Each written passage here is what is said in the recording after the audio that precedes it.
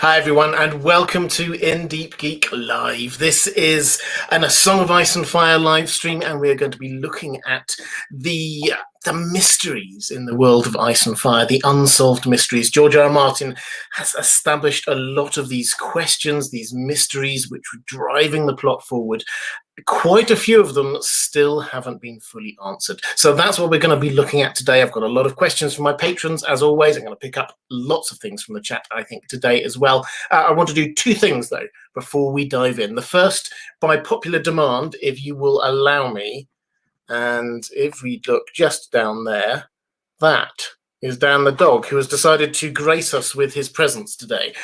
So that was the first thing. And second thing, I always try to do a few, before we get started, I try to do a few little updates on what is happening in the wider world of fantasy and science fiction TV, film, things like that. And the big news just a couple of days ago is finally Lord of the Rings on Prime have given us some information. This has been probably the most closed set ever. We've had almost no information out about it. We know that this is the biggest budget TV show ever. We know that this is set in the world of the Lord of the Rings. We know it's in the Second Age of Middle-earth. But that's about it. We don't know what it's called. We didn't know when it was going to happen. We didn't know how filming was going on. But we do now have three big bits of information. The first bit of information is that filming has finished. This is huge. Season 1 has finally been filmed. This has taken them a very long time, not just because of COVID, it has to be said. They were always going to be doing this over a long period of time. They'd already banked in a 5-month period of not filming just to go back and halfway through, after a couple of episodes, go back and make sure everything was exactly right. But now, and also they had an actor who left and they've had to refilm a few scenes. So now finally filming has finished, which leads to the second thing.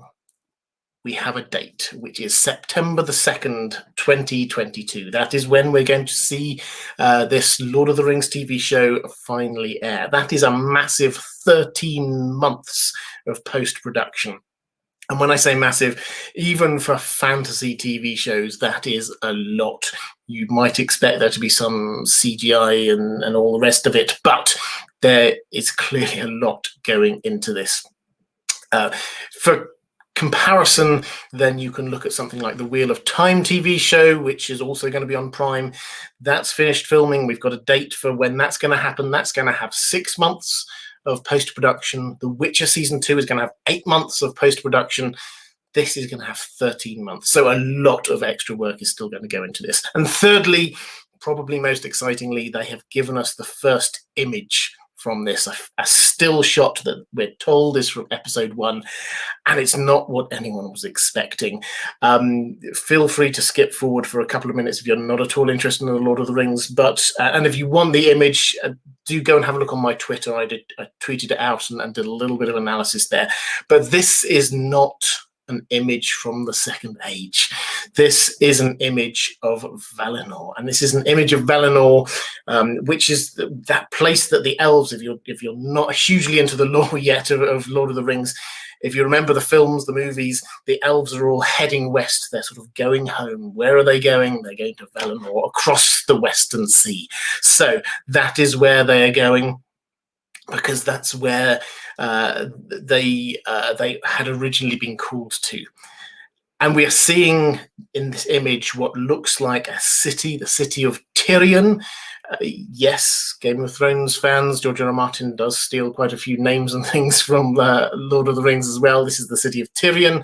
We can see the 2 trees in the background, which not only is really exciting, but it also tells us when this happens. This is back pre-First Age of Middle-earth. This is a long time ago. And there's a character in the foreground we can't quite make out. Perhaps it's Galadriel, a younger Galadriel, we do not know. the big question is why? Why are we seeing this when this is supposed to be about the Second Age? Well, I think this is scene setting. This is allowing us to understand the story that we are going to have in the Second Age, what the main plot of the TV show is going to be about.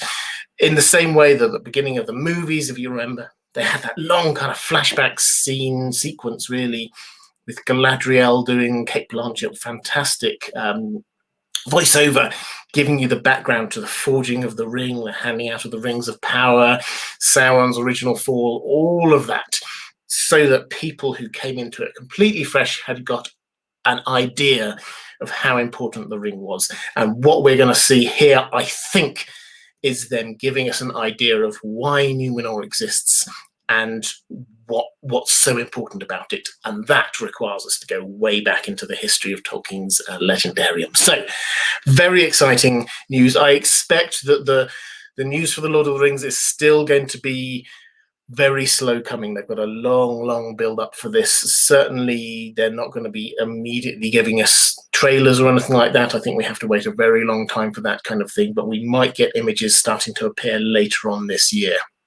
It's all very exciting and it's all very new, but we still know we don't even know what it's going to be called. For context, it's almost certainly not going to be Lord of the Rings on Prime. That's just like a holding title. Anyway, that's the news. Let's get on to the chat. I was just having a look at the chat. I see Dan the dog was well received in the live chat, so I'm very pleased about that. And yes, I have got a new video camera setup as well, so hopefully this is coming through in slightly better quality for you. The aim is to upgrade the quality of the live streams over the course of the next few weeks, the audio as well, sort out the background a little bit more. Hopefully we'll start seeing these the benefits over the course of the next few weeks.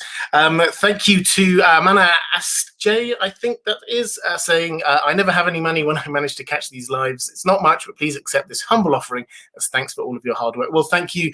I never ask for or expect any donations, so that's incredibly kind. Thank you very much. Sabrina Temi, saying, hey Rob, please answer, it's a bit off topic. Did Targaryens with dark hair also have purple eyes, or was that strictly for white hair Targaryens? Were they seen as lesser if they had brown hair, not white? Now this is it is a bit off topic, but happy to quickly answer this one. We don't have huge amounts of first-hand information on this, it has to be said.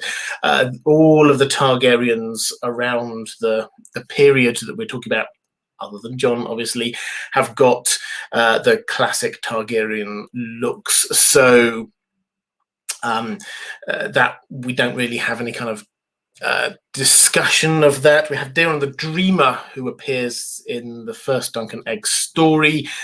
He's got the darker hair. I cannot remember what colour eyes he has. Are they seen as lesser? I don't think so. That's not really there. They obviously haven't got the classic looks, but similarly, you will find people like Lucerys. I mean, technically they're Valerians, but Jason and Luke Velaryon, who their parentage was questioned because they did not have the classic Valyrian look. So it was more a question of, is this really, are they really who they claim to be, rather than anything else? But I don't think that they're thought of as being any lesser. I will have a look into it, though, during the week. If I do find something, I will let you know. Sasuke, yes, you do have until September 22nd to read all the books. There are a lot of books. If you want, I try and do this every now and then. If you want a reading order and you've never read any of the Lord of the Rings stuff, start off with The Hobbit, easy entry, then go to the Lord of the Rings. Then I would suggest trying to find something called the Book of Unfinished Tales and just dip into it to things you find interesting. There's a whole load of little bits of back information about Galadriel. There's some stuff about Gandalf and his his backstory to the story of The Hobbit, his decisions, why he chose Bilbo, things like that. So there's lots of fascinating stuff. Then you can go on to things like the Silmarillion, which has got a lot of information about Numenor. There's some unfinished tales about Numenor as well. But you don't feel you have to get into the Silmarillion straight away. Sebastian Holden, thank you so much for the super sticker saying, hey you, thank you.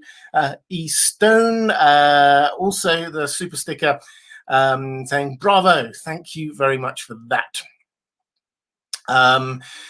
Think that's me caught up in the chat. So let's go to some questions from my patrons.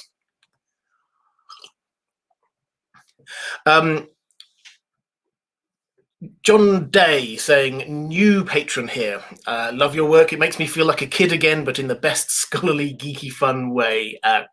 That makes me very happy to hear. The Black Tomcat mystery.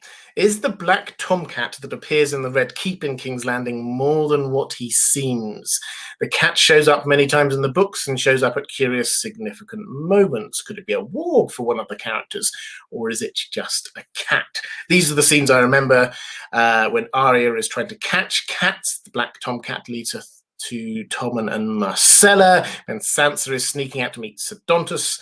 The cat sees her. Yeah, so those are definite instances of this tomcat. Our attention is drawn to it. People talk about it quite a bit. Cersei mentions it. Varys gives us the background that there was a kitten, Rhaenys Targaryen, who was the eldest daughter of Rhaegar and Elia, had a small black kitten that she liked to pretend was Balerion the Black Dread, the dragon. Now, that cat disappeared after, obviously, the massacre at King's Landing. Rhaenys was killed, the cat disappeared. But there is this very old black tomcat with a chewed ear that has been living around the Red Keep ever since, and the assumption is that this is that same cat. So what are we to make of it? Is this a cat that somebody's warging into? Is there something special about it? I think our attention is drawn to it. I think that perhaps it's possible that it will have some kind of role in the future. So imagine if when a Targaryen actually appears in the Red Keep, maybe that cat will kind of sense that because it used to belong to the Targaryens. So maybe that's what will happen. A little bit of extra proof there for some Targaryens, maybe. But similarly, incidentally, of course, we should remember when you're thinking about Fagon, just as a complete aside, Fagon was the younger brother, will have been around, and the cat will have known Fagon, or Aegon, as a child. And when Fagon arrives, if Fagon is indeed fake Aegon, not actual Aegon, the cat will surely know. So that's just a possible little twist on this that I imagine George R. R. Martin will play with. So I think that there's certainly a potential role for this cat that's not to do with it being something magical, something people walk into. It may be walked into. I don't think it has been in the past. I think the idea of Varys, I don't think has warging abilities. I don't think that's what he's about. The person who is most likely to, if anyone does, is Arya. She was chasing it. She knows it. She caught it.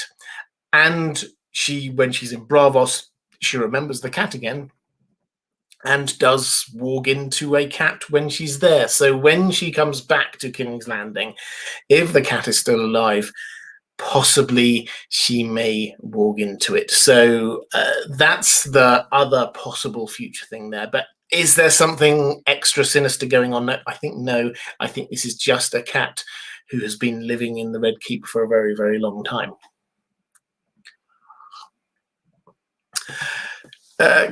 Gabriel Farrell saying, "Hi Robert, I hope you're well. Do you think there is a possibility that George R.R. Martin started out planning that Tyrion was a Targaryen, only as he went along he enjoyed his relationship with Tywin so much, and what that meant thematically, and changed his mind? Definitely explains why all that dragon stuff drops off so much after book 1."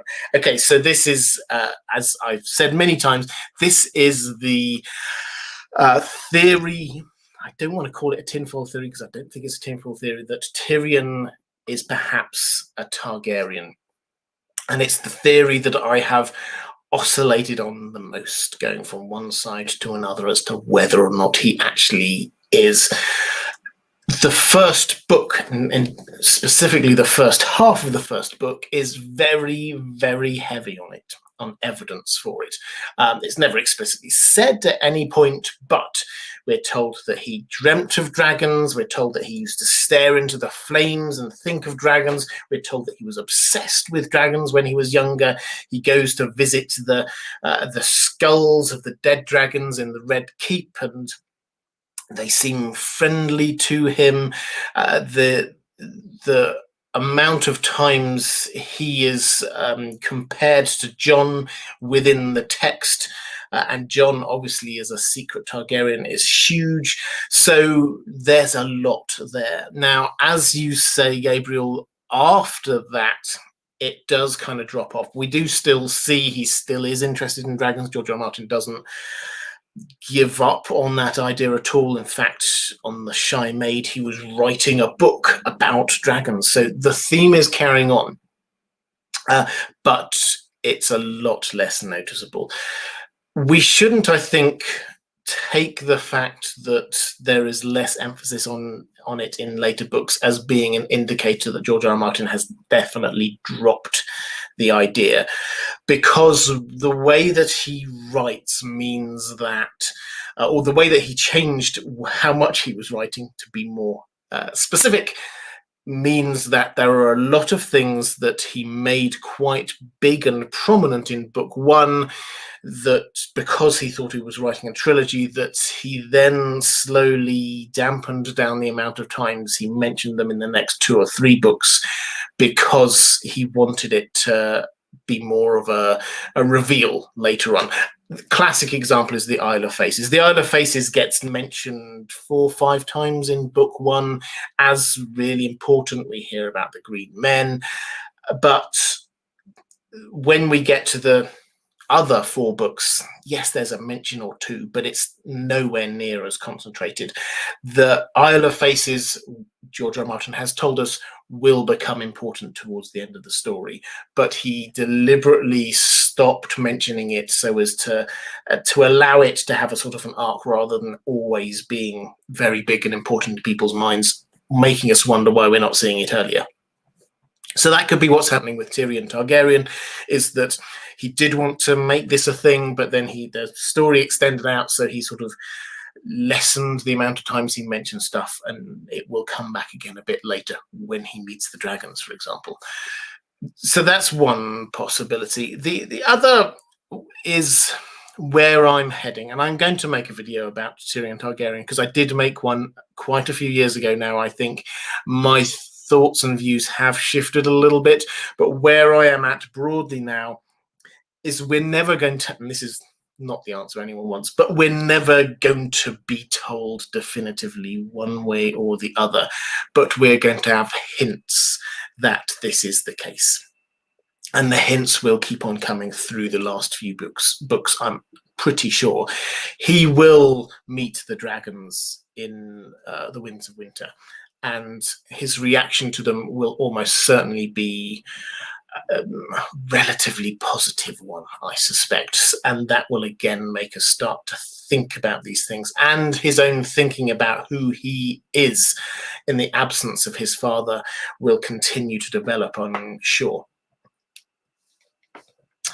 Dylan Busby, thank you so much, saying, "Hi Robert, no question here, just wanted to thank you for the hours of free content, your work, hours of free content, you're very welcome. Your work reignited my love for books, and now I'm nearly done writing my first children's book. Also, shout out to the moderators." Well, a few things there. First of all, yes, absolutely, moderators, you do a fantastic job. I can see a few of you in the chat there right now, so thank you so much for just keeping the chat room safe. It's really important to me that if you're here in the live chat, then that is a safe place for everyone, and the moderators do a fantastic job of that, so thank you. Secondly, the free content, yes, I'm absolutely committed to this.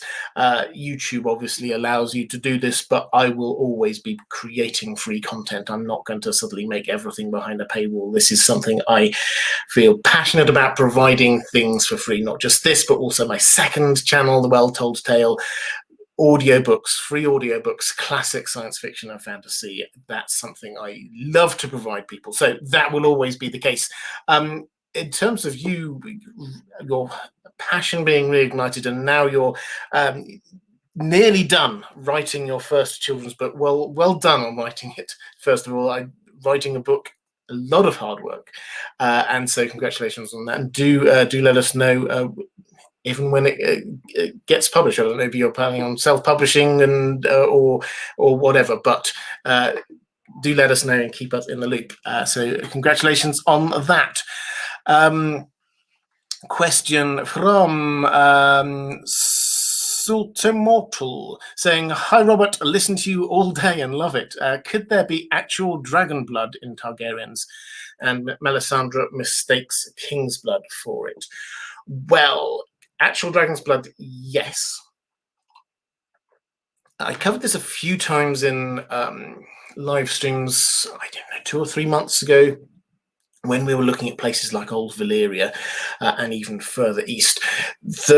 There is a very clear hint when you're reading through the text that the Valyrians did kind of practice some kind of, we would call it gene splicing or something like that, adding in some sort of dragonish DNA into their own DNA, and just that smidge, just a little bit, which allowed them to have that bond with dragons. It also has led to a lot of these kind of side effects that they have, being not immune to diseases, but being having a high resistance to a lot of them, and also not being immune to fire, but also having quite a lot of heat resistance, that kind of thing.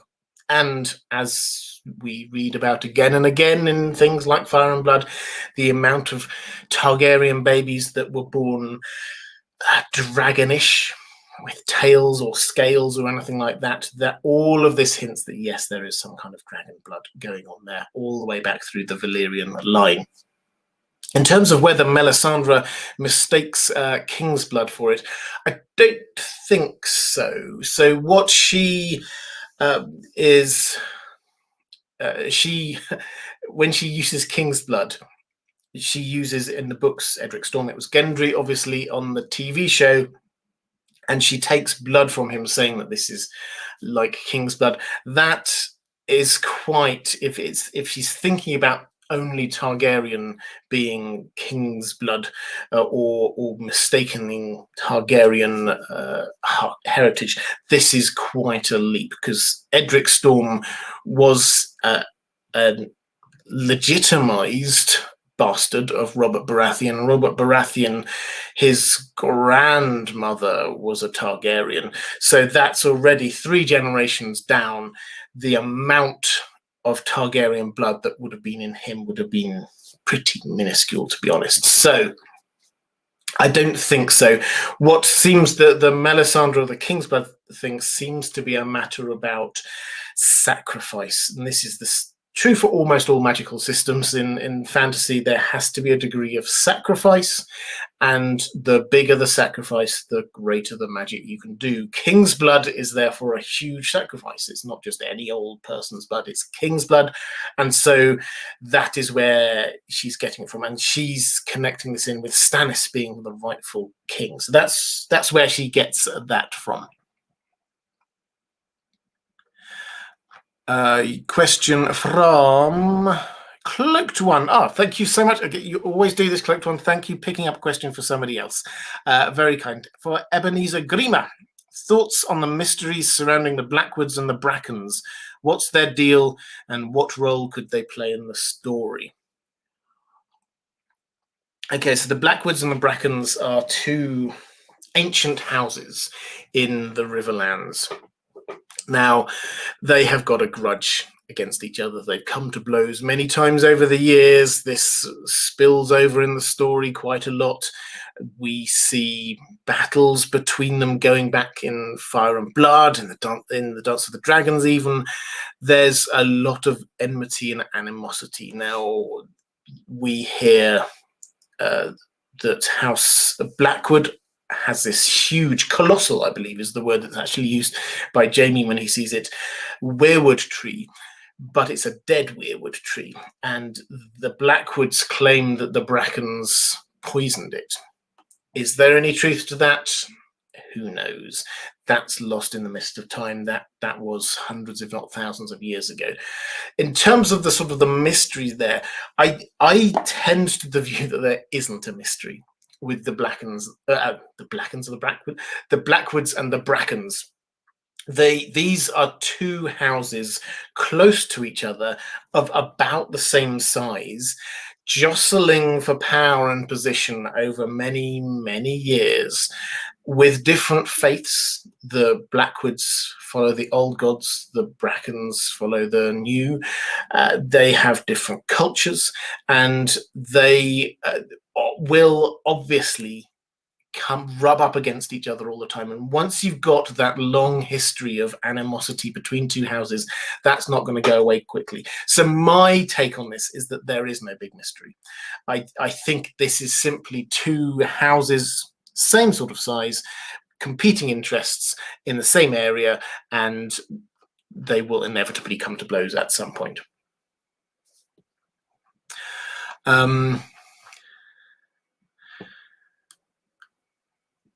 Fozzie Mormont, question from Patreon, saying, "Hi Robert, at the Tower of Joy, why did they fight? I know you did a video on this." Yes, I did. You can check it out, called something like "Why Did They Fight at the Tower of Joy?" But it is one of the relatively few areas I just don't agree.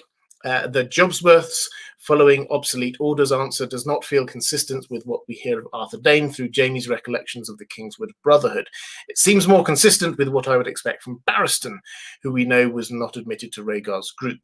I think there is a lot more to this. Okay, so this is one of the mysteries we have about the Tower of Joy is there was a fight. I don't think most people would dispute the fact that there was a fight. People definitely died. Ned remembers that, not in his fever dream, in real memories. So that's not a thing we can really dispute. So why did they fight? I think we have to have a reason for it. And the straightforward answer is that they were, my take on this anyway, they were ordered not to let anyone in. Now, I go with this viewpoint that, and you called it the Jobsworth, just following orders. Yes, it is, but I think it's more than that. The fever dream that Ned has, we can't take it. George R. R. Martin tells us we can't take it as literal truth of what happened. Of course we can't. But what we can do, it's in there for a reason, and what we can do is try and draw some themes out from this. And when you read that fever dream, you will find that the majority of it, the vast majority of it, actually is a conversation between Ned and the Kingsguard. And the conversation just follows the same pattern. And he just sort of says, we looked for you at this battle, and they say, well, we don't run away. And he said, we look for you there. No, we don't run away. We thought you might have gone off with Viserys and to Dragonstone, and they said, well, we follow orders, so we're staying here. That is the message again and again and again. It's not quite literally 6 or 7 times in a row they give the same answer to whatever Ned says. It's just a variation of, we were told to stay here. That's why we're here. Now, I don't think you can get around the fact that that is, fever dream or not, that is the message that Ned remembers. They were there, and because they were obeying orders. That was the point. They were told to stay there, and that is why they were there. And that is what led to the conflict. That's the feel we have from the fever dream. So I'm, in the absence of anything else, and there's no evidence that I've seen for any other reason why they might fight, that seems the logical thing. They were told to stop anyone getting in, including, I'm pretty sure, explicitly including Ned. And unless they have other orders, they're not going to change. They didn't know that Ned was going to go in there and just walk away and protect this child. They didn't know Ned at all, any of those Kingsguard. What they knew was that Ned had spent the entire war fighting against Rhaegar's side. His best friend was the king who was going to hunt down and kill any Targaryen.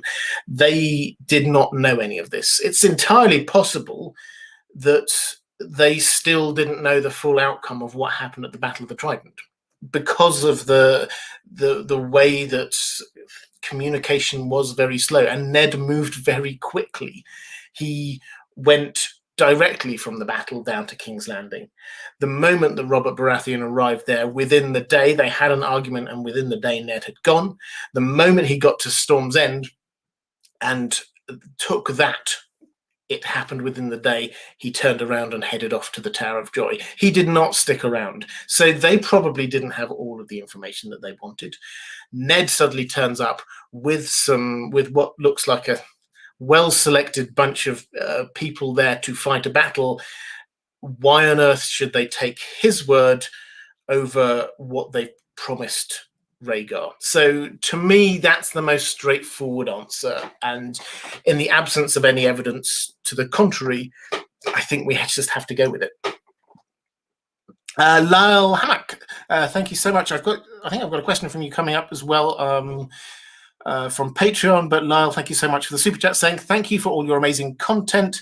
House Hightower has not really factored into the story so far. When will they finally appear? Is it only to defend Old Town from Euron, or will they just remain a mystery? They will appear to defend Old Town. They are a hugely important, hugely rich, hugely influential house, and they have managed to stay out of this so far almost completely. And that is a bit of a mystery. But when you look at it, it's probably slightly less of a mystery than you'd expect. House Hightower's history is doing the sensible thing to protect themselves and to protect Old Town. They've been there ever since the beginning. They have spent all their time looking after their personal interests. They're hanging around, not wishing to commit anywhere until they know what on earth is going on. So I don't think there's a mystery behind them holding back. Will we see them do anything else? Well, I have a feeling that Euron will largely wipe out Old Town, so there might not be huge amounts of them left at the end of it. But I think that we may well see them coming into the action towards the end. They will be desperate to protect not just the High Tower itself, but also the library, things along those lines. So I think they will. And there's an outside chance, it has to be said, that they are the friends in the Reach that the Golden Company talk about. They mention this, they send off lots of letters to people asking for help, and they say, we still have some friends over in Westeros. We have some friends, important friends in the Reach. Now, who are those friends going to be? Could be the Tyrells, could be the Tarleys, could be the Hightowers. So there's a possibility that they may come in on Fagon's side.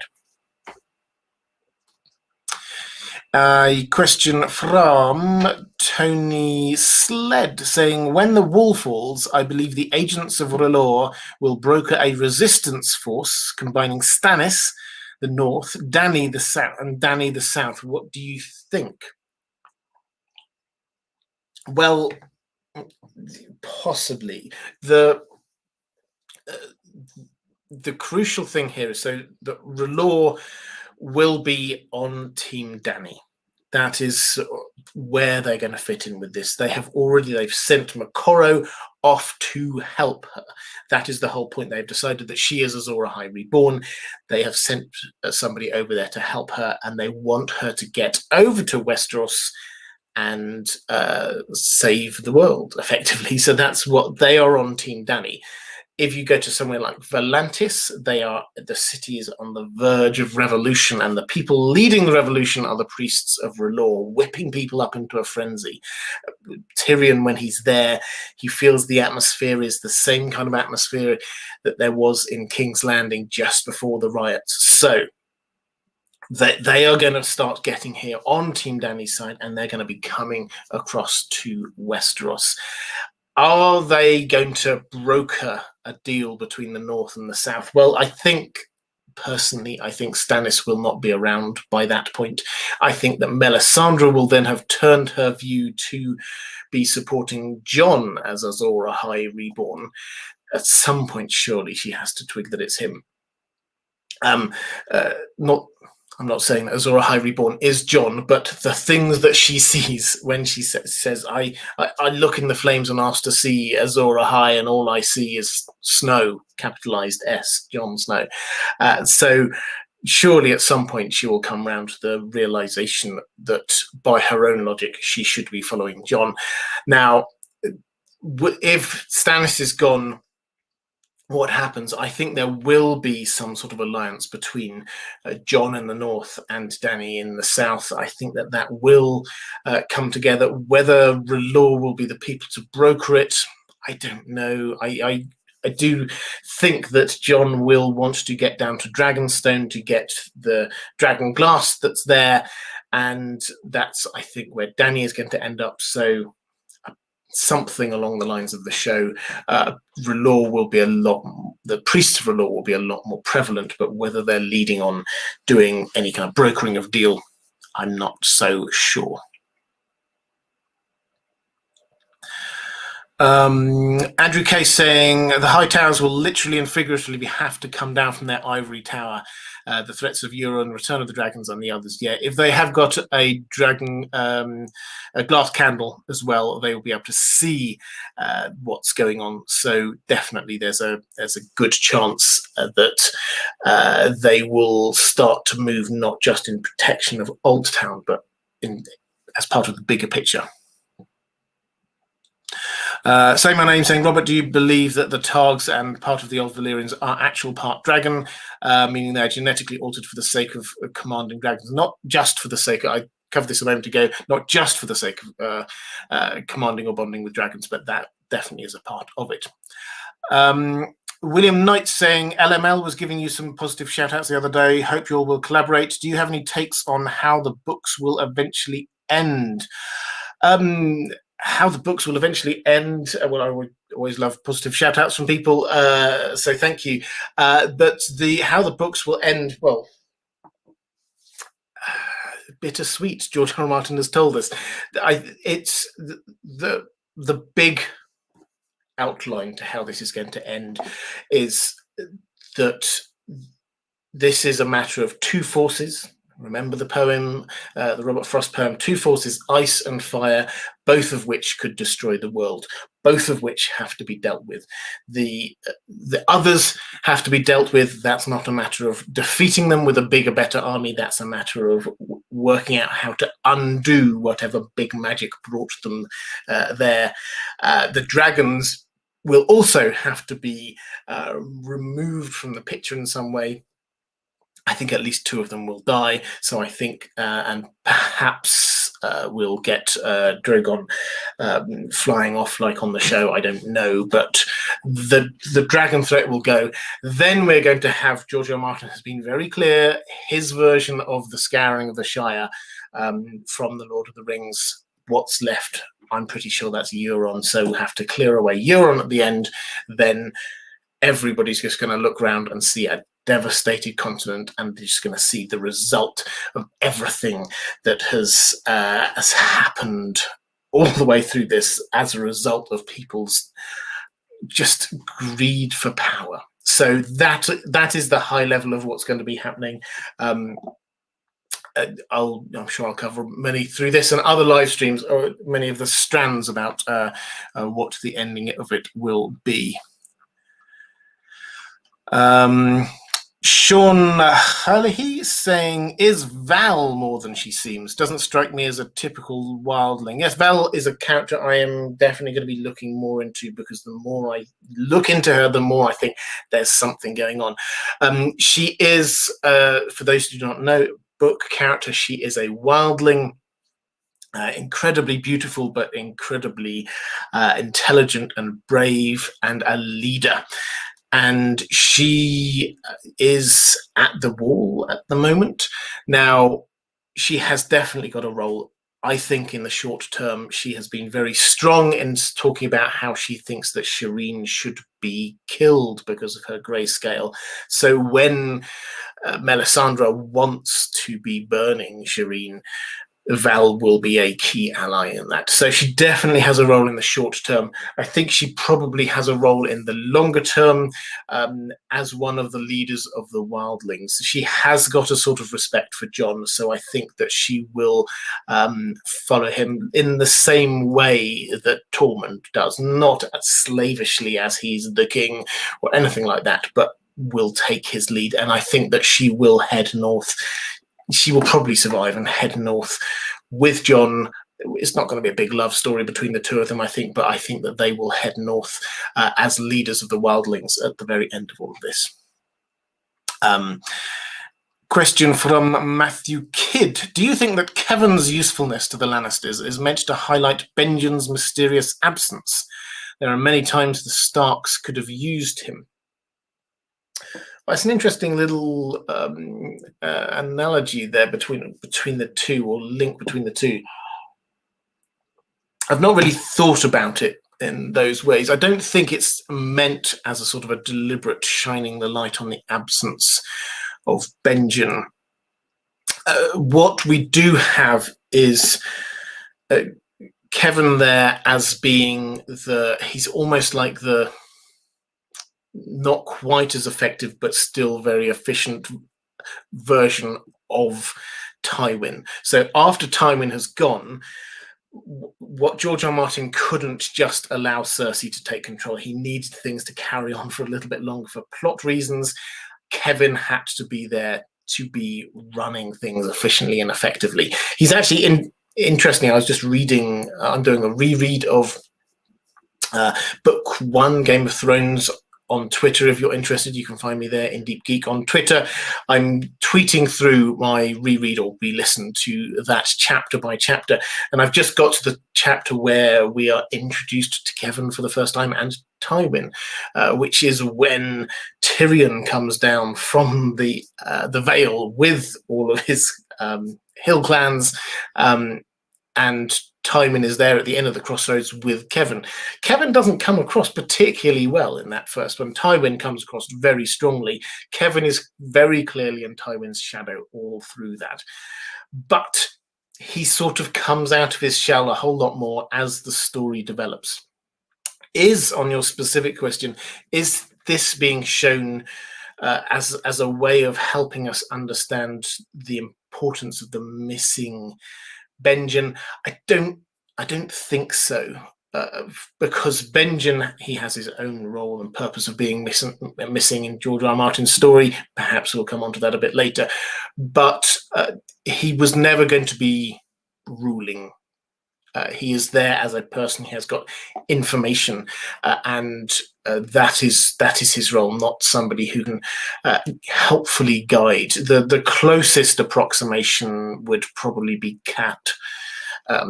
So when Tywin wasn't there, then Kevan took over. When Ned wasn't there, then Cat took over. So that's the closest, but they're not. The characters are clearly very, very different. Tony Sled saying, do you think Bloodraven's goal was to offset the Targaryens' genetic problems? What if he found out as a bastard he had more control over the Targ powers? Well, I've done a video on what genetic manipulation I think that Bloodraven was trying to do. He was, in my view, very clearly trying to do a little bit of Yeah, let's call it genetic manipulation, killing off lots of Targaryens in order to make sure that the right bloodline, as he saw it, survived. I don't think he was trying to, or he saw problems in the Targaryen. He was trying to merge the right magical bloodlines. That seems to be what it was. There were, when he became Hand of the King, there were lots of Targaryens. And the Blackfires, let's not forget, who were Targaryens. They just took on a different, slightly cooler name. They were there as well. He proactively went out and killed, pretty much personally killed, all of the Blackfires. And while he was there, the amount of mysterious deaths to Targaryens and people being sort of shunted out of the royal line of succession is huge. About one a year during that time when he was Hand of the King, Targaryens died. That is an astonishing rate. This was because he wanted to have a very clear line that we find out about when the Woods Witch appears towards the end of it, or after he's headed up north. She then appears and says that the line of the prince that was promised is going to be this one line here. And that's the line that Bloodraven has pruned the family tree down into that one line, which was the line that comes down from Aerys and Rhaella down to Rhaegar and therefore eventually Jon. So that is what he was trying to do, in my view, not trying to control the Targ powers. I think he was trying to merge the Targaryen powers with the Stark powers and create what he saw as being this merging of ice and fire, the perfect prince that was promised.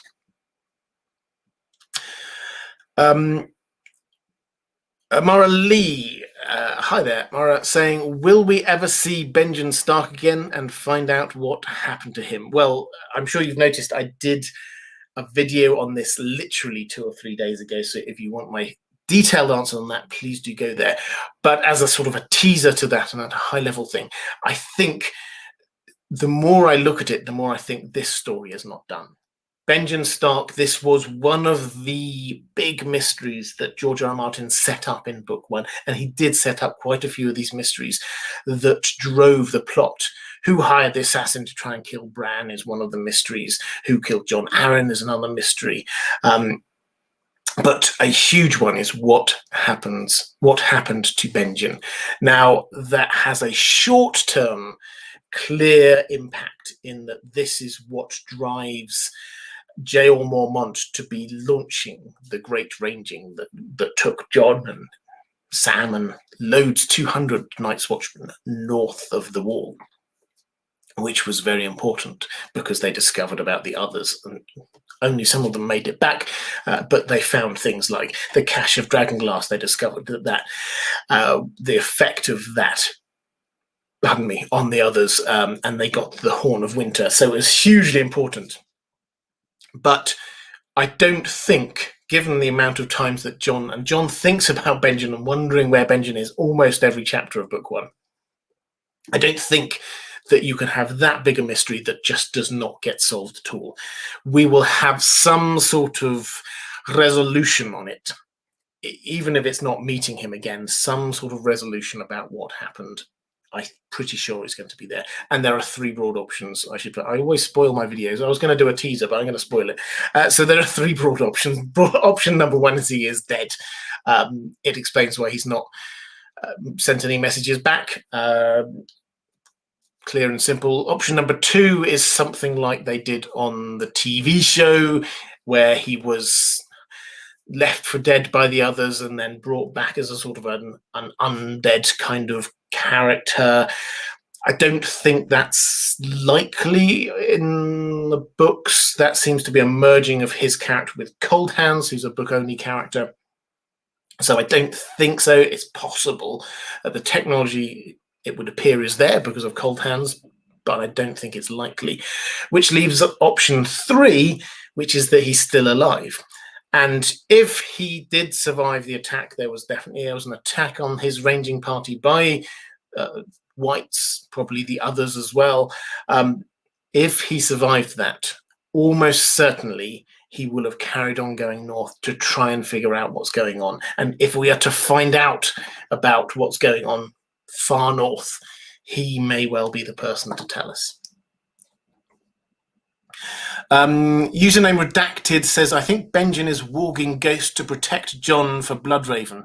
And for Jon to come back, he has to fight Benjen's spirit for control of Ghost and potentially kill him doing so. Very George R.R. Martin. Well, that's... I'd not thought of that possibility. Ghost definitely, in my view, has had Bloodraven warging into him.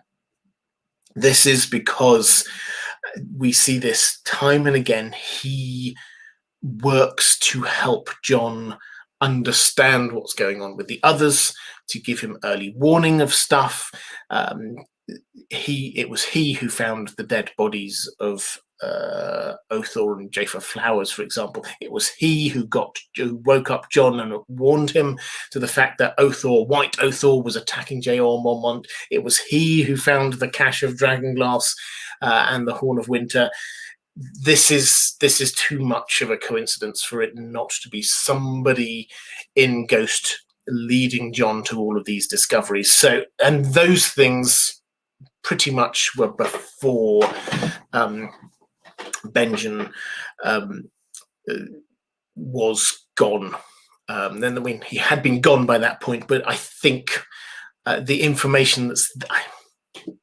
Okay, the more I think about it, I'm now trying to think, is there a reason why it can't be Benjen? I don't think there's a reason why it can't be Benjen, but it fits what Bloodraven has been trying to do all of this time.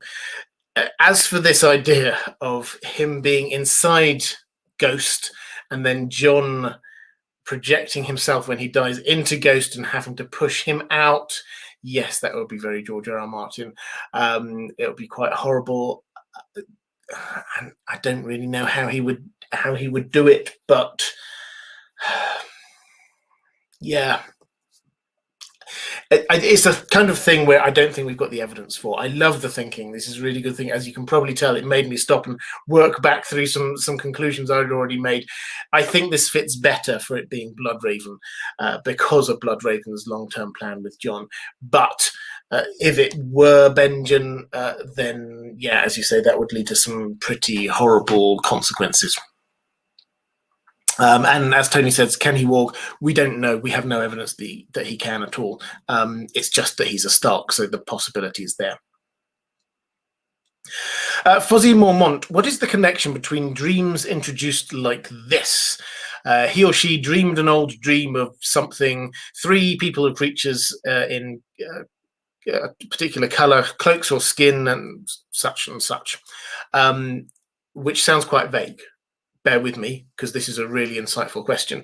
I only realised, Fozzie goes on and says, I only realised on a reread that Cersei's Maggie the Frog dream and Varamir's dream were both presented in a similar way to Ned's fever dream.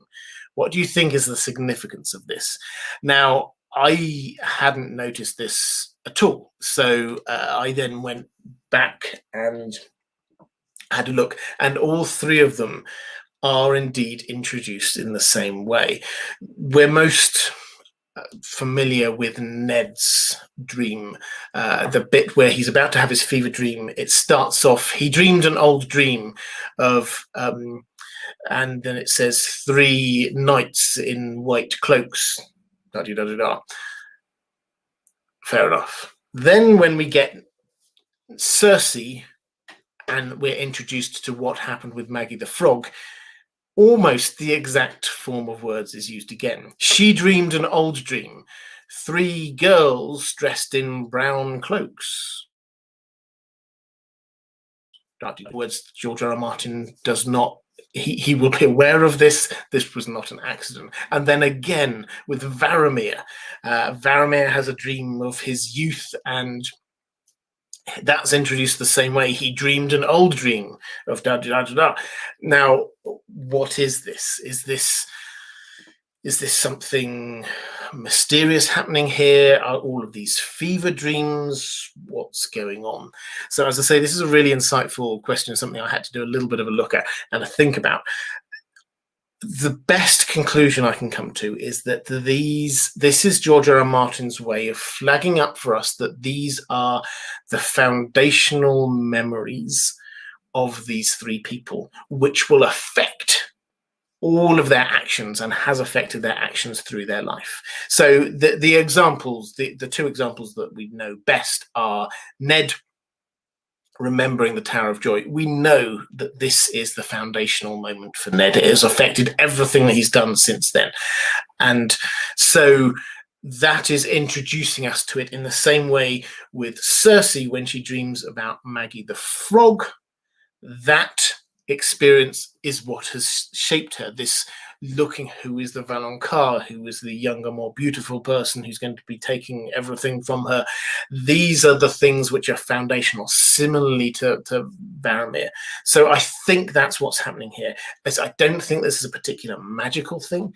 I think this is a literary thing that George R. R. Martin is trying to do to show us that for these characters, these are foundational things, that an old dream, dreaming an old dream again implies something which they can't get out of their subconscious because it is so important to them.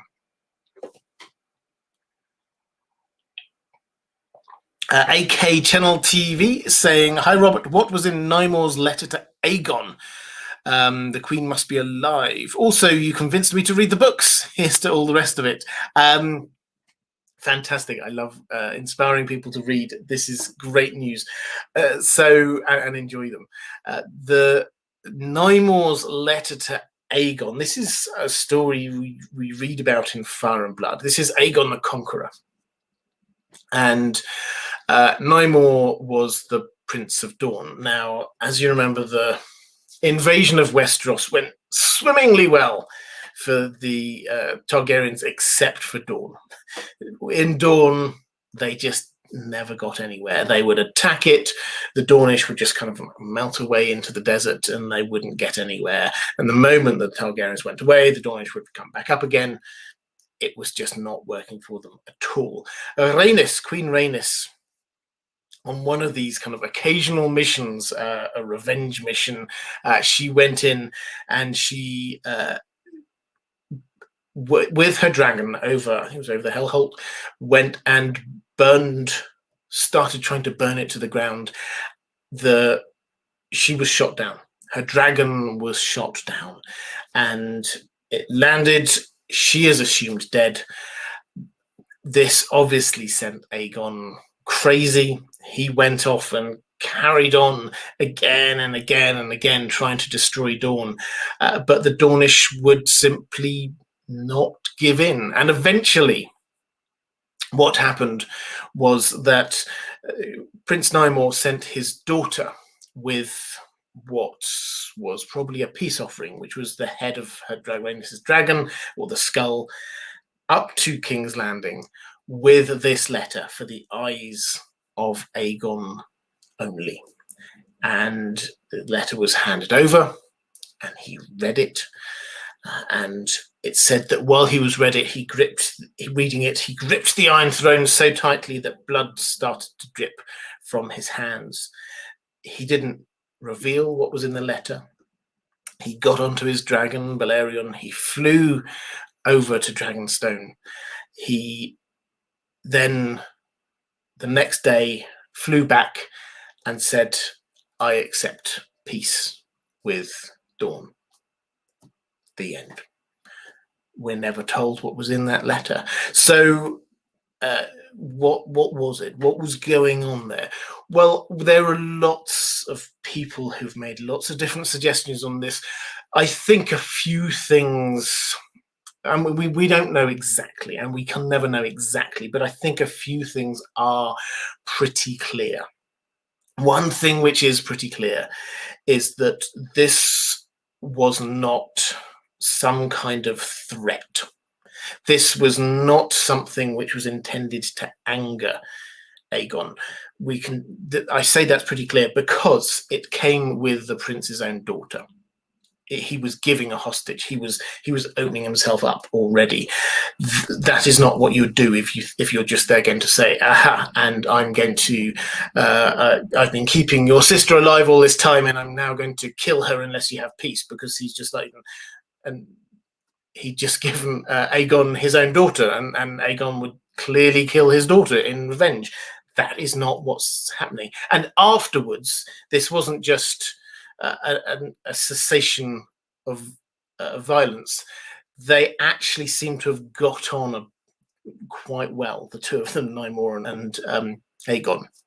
So this was a positive thing. That's one clear answer that we can have. This was a positive letter offering peace in a conciliatory way. And a conciliatory way we know because they brought the dragon's head back up to King's Landing. And I think that gives us a hint to what may well have actually been going in the letter, because whatever it was prompted Aegon to go to Dragonstone. So there was something at Dragonstone he had to go and see or do. I think this was Rhaenys's body, which was delivered, which had been found in Prince Nymor had taken it. He'd recently taken over from his own mother as the ruler of Dorne, and so this is clearly a change of policy. And whereas she may well, we don't know, maybe the body, maybe she had survived and had been tortured for a long time, maybe the body had been mutilated. Nymor is there, I think, saying, I return her body to you. Bad things happened. I'm sorry. Let's just start again. Maybe he provided some sort of reparations, not just the body. We don't know. But whatever it was, Aegon responded positively. So those are the bits of information we have, and those are the conclusions we have to reach about it. Anyone who sort of suggests that there's an element of let's have peace or I will do some bad thing, you do not go and threaten Aegon the Conqueror, particularly if you've just given him your daughter there as a potential hostage. You just do not do that. This was a peace offering. This was a positive thing.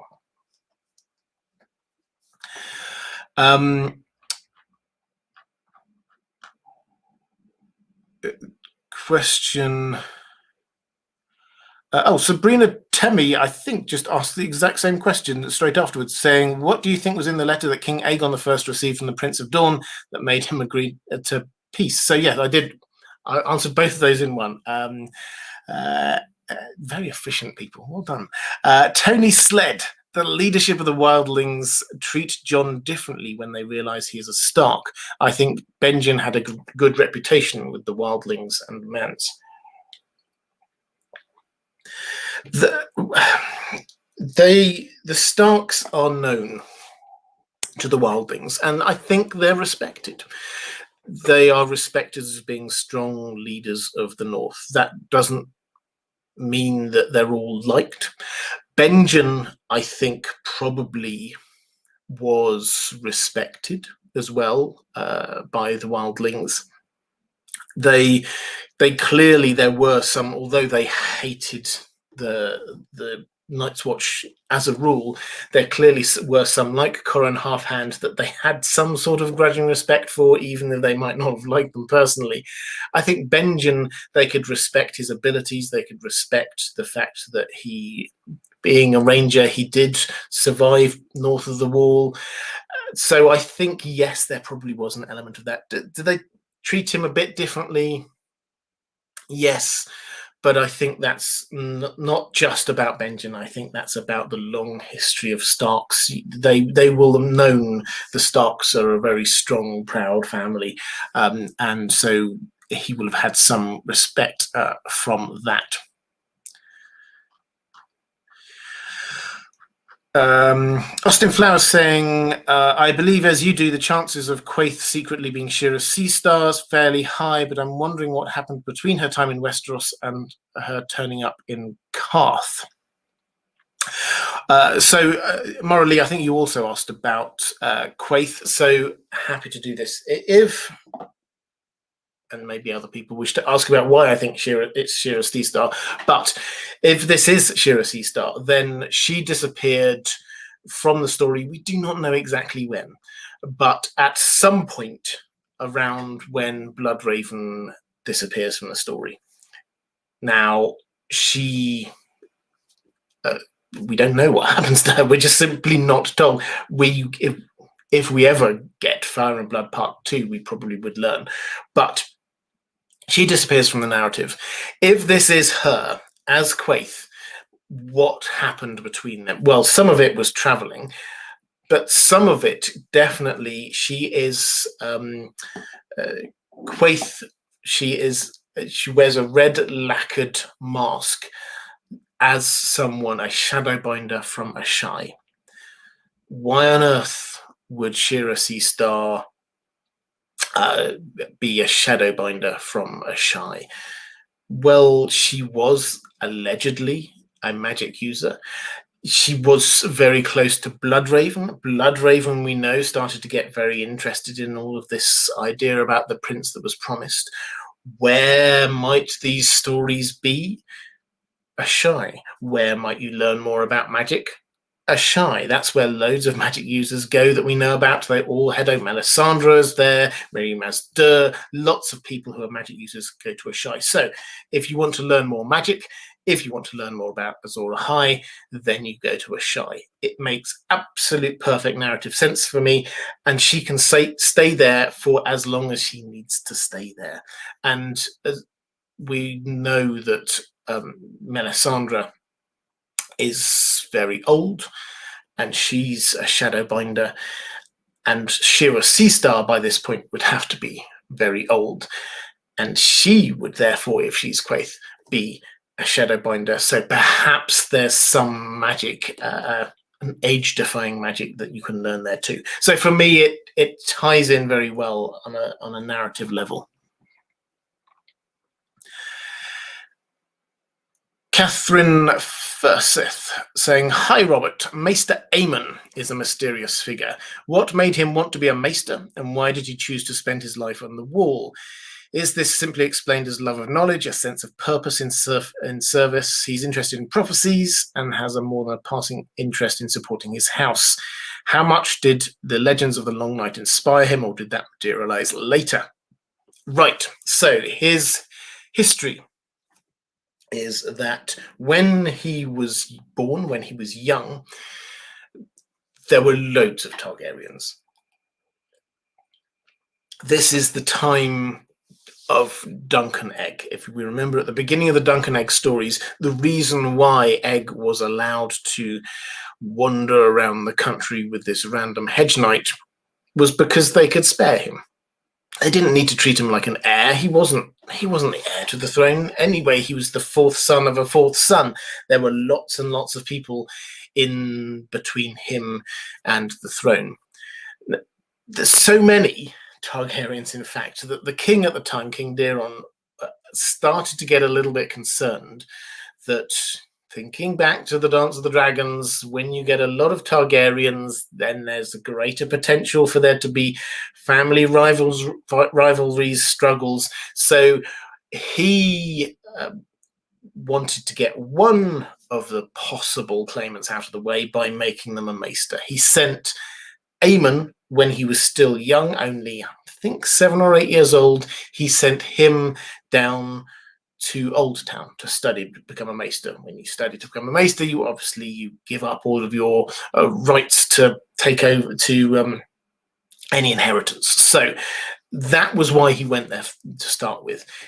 It was purely a political decision. I suspect Aemon probably did already have some sort of predilections to reading and learning, and so it kind of made sense. So that's why he went there. Why he went to the wall was because many years later, when we had the Great Council, this is the Great Council that ended up appointing Aegon V as the new king. During that council, some people did sound out Maester Aemon and say, well, you could be king. Do you want to be king? All you have to do is give up your vows to be a maester, and you could be king. And he said no, but he then realized that people were still seeing him as a sort of a power player, no matter what. If he was still hanging around in Westeros, he would still be seen as a potential rival claimant because he had once been offered the throne.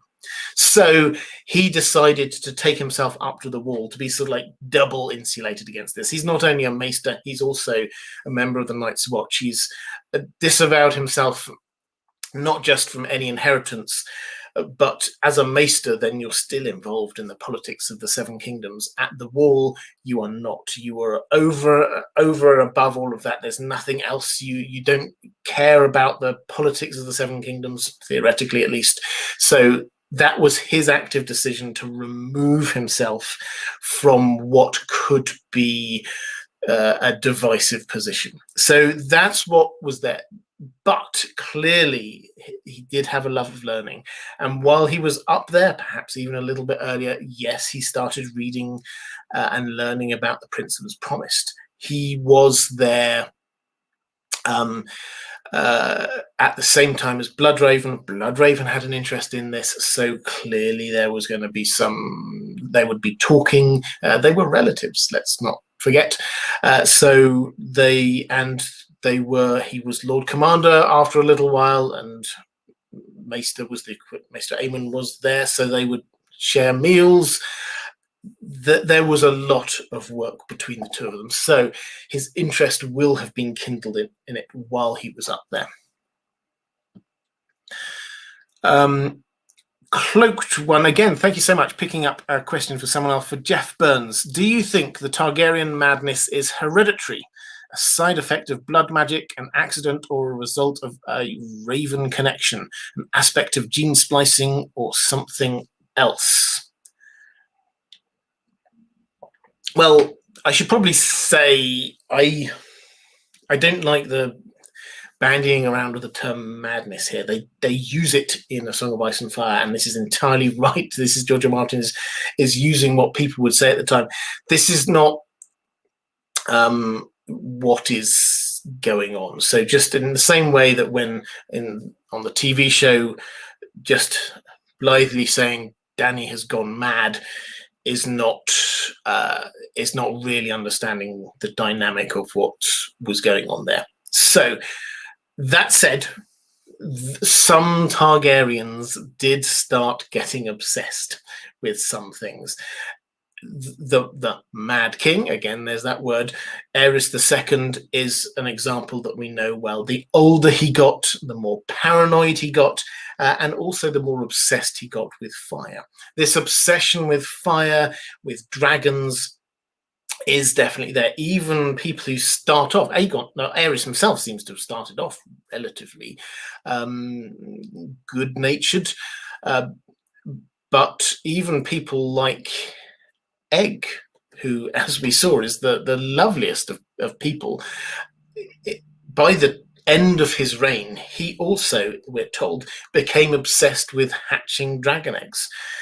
We have people like Aerion Brightflame, who wanted to become a dragon himself, and so drank wildfire and died. This is a thing which does happen to a lot of Targaryens. Is it hereditary?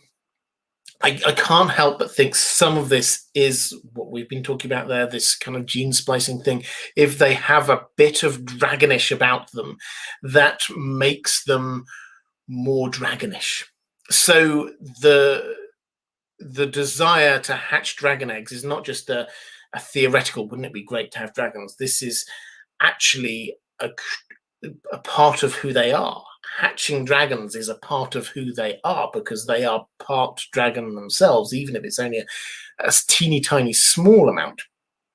So yes, and that obsession with fire, the obsession with conquering, which is definitely there across lots of the different Targaryens. This is definitely a thing that feels quite dragonish. So I think, yes, that does seem to come back all the way through from that history. A reflective rambling. Oh, hi there, saying when, not if we hit 300k, can we get the cloak back to repay Cloaked One's continued generosity? Absolutely. I hold me to this.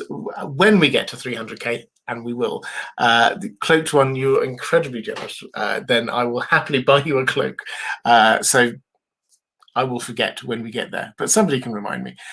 So Andrew K saying Targ madness, the prevalence of it seems way exaggerated in the fandom and within the narrative. A handful in 4 centuries or so does not seem that much to me. Yeah, we have to balance this against the fact that there were lots of clearly quite sane Targaryens. There is a clear family trait going on there. Even someone like Rhaegar got quite obsessed with prophecy, it has to be said.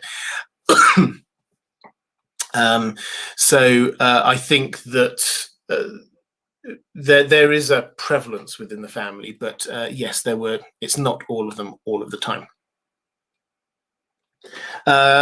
Reflective Rambling asking if we can get another peek of Dan. Dan's now... He's gone onto the sofa. So no, probably not yet. But Sabrina Temi, if you want to have a picture of Dan, by the way, that just goes back to the beginning of the live stream. Then I managed to get a very quick a glimpse of him. He was down there having a lie down behind me. Sabrina Temi, thank you so much, saying, do you think Daemon Targaryen knew he was going to die when he was waiting to fight Aemon One Eye? There are theories he survived and went off with nettles. So this is near the end of the Dance of the Dragons, and we get this great climactic dragon battle between Aemond One Eye and Daemon Targaryen, who are the two big charismatic fighting leaders on one on each side. There are many leaders, obviously, but in terms of the actual fighting and on the dragons, these are the two. Now, did he know he was going to die? I don't. I mean, possibly. Daemon Targaryen was a charismatic, ridiculous character that he's going to be played by Matt Smith in the TV show when we get it, who I think is going to do an excellent job, by the way. If he is the kind of person who would just think, you know what, if I can take out the other guy, then I'll do it. By this point, he was absolutely mad, definitely wanted to kill him. Now, and he didn't have much to lose because he'd been effectively, he'd been exiled, Nettles had been exiled. So what did he have to lose? The idea that he escaped and ended up with Nettles, I like the idea, but I like it because I want a happy ending for them, not because the evidence suggests that that's the case. The only evidence is that they never found his body, which is a lack of evidence rather than actual proactive evidence. There is evidence against it, however, which is that we do find Nettles later on. We read about it in Fire and Blood. She and Sheepstealer, her dragon, were hiding away in the Mountains of the Moon, in the Vale, and we come across them. A small army heads in there, comes across her and her dragon. The dragon takes out some soldiers and she flies off. She's alone. And later we get stories of this fire witch and a dragon. Nowhere are we told about a man hanging around with her as well who looks a bit Targaryen-y. So there's no evidence to say it happened. I would like it to, but I don't think it did. Okay, let's go to a question from Sylvia Galasso saying, "Ciao, Robert. Ciao. I am rereading A Clash of Kings, and just last night I read Dany's chapter inside the House of the Undying. Pretty awesome. It is an awesome chapter. Here are a couple of visions I still find somewhat mysterious. Firstly, a blue-eyed king who casts no shadow raises a red sword in his hand. Is this Stannis, you ask? Blue eyes are a trait of House Baratheon. No shadow, I guess, because he uses it to go off and kill people, and the red sword is his flaming sword. I think you've got that nailed. I think that's pretty much the consensus view, is that this is an image of Stannis, as you say. So, yeah, we're told he has got blue eyes. He is a self-proclaimed king. He casts no shadow because his shadow goes off and kills people like Renly. And he raises a red sword in his hand. Melisandre gives him a fiery sword, but it emits no heat. This is under this group. In fact, all of these ones here that you about talking here, they're grouped under.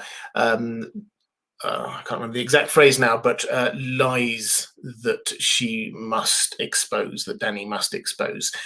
The fact that he is not actually Azor Ahai reborn, the fact that this is not really Lightbringer the sword, these are things which do need to be exposed. The second one, a cloth dragon sways on poles amidst a cheering crowd. Is this Phaegon, you asked the Mama's dragon? Yes, indeed. This, again, consensus opinion. I absolutely agree with this. He is the Mama's dragon, the fake dragon, the pretend dragon. He's not actually a Targaryen, and she will expose this, which is what makes him a cloth dragon. He's not a real dragon. He's a pretend dragon.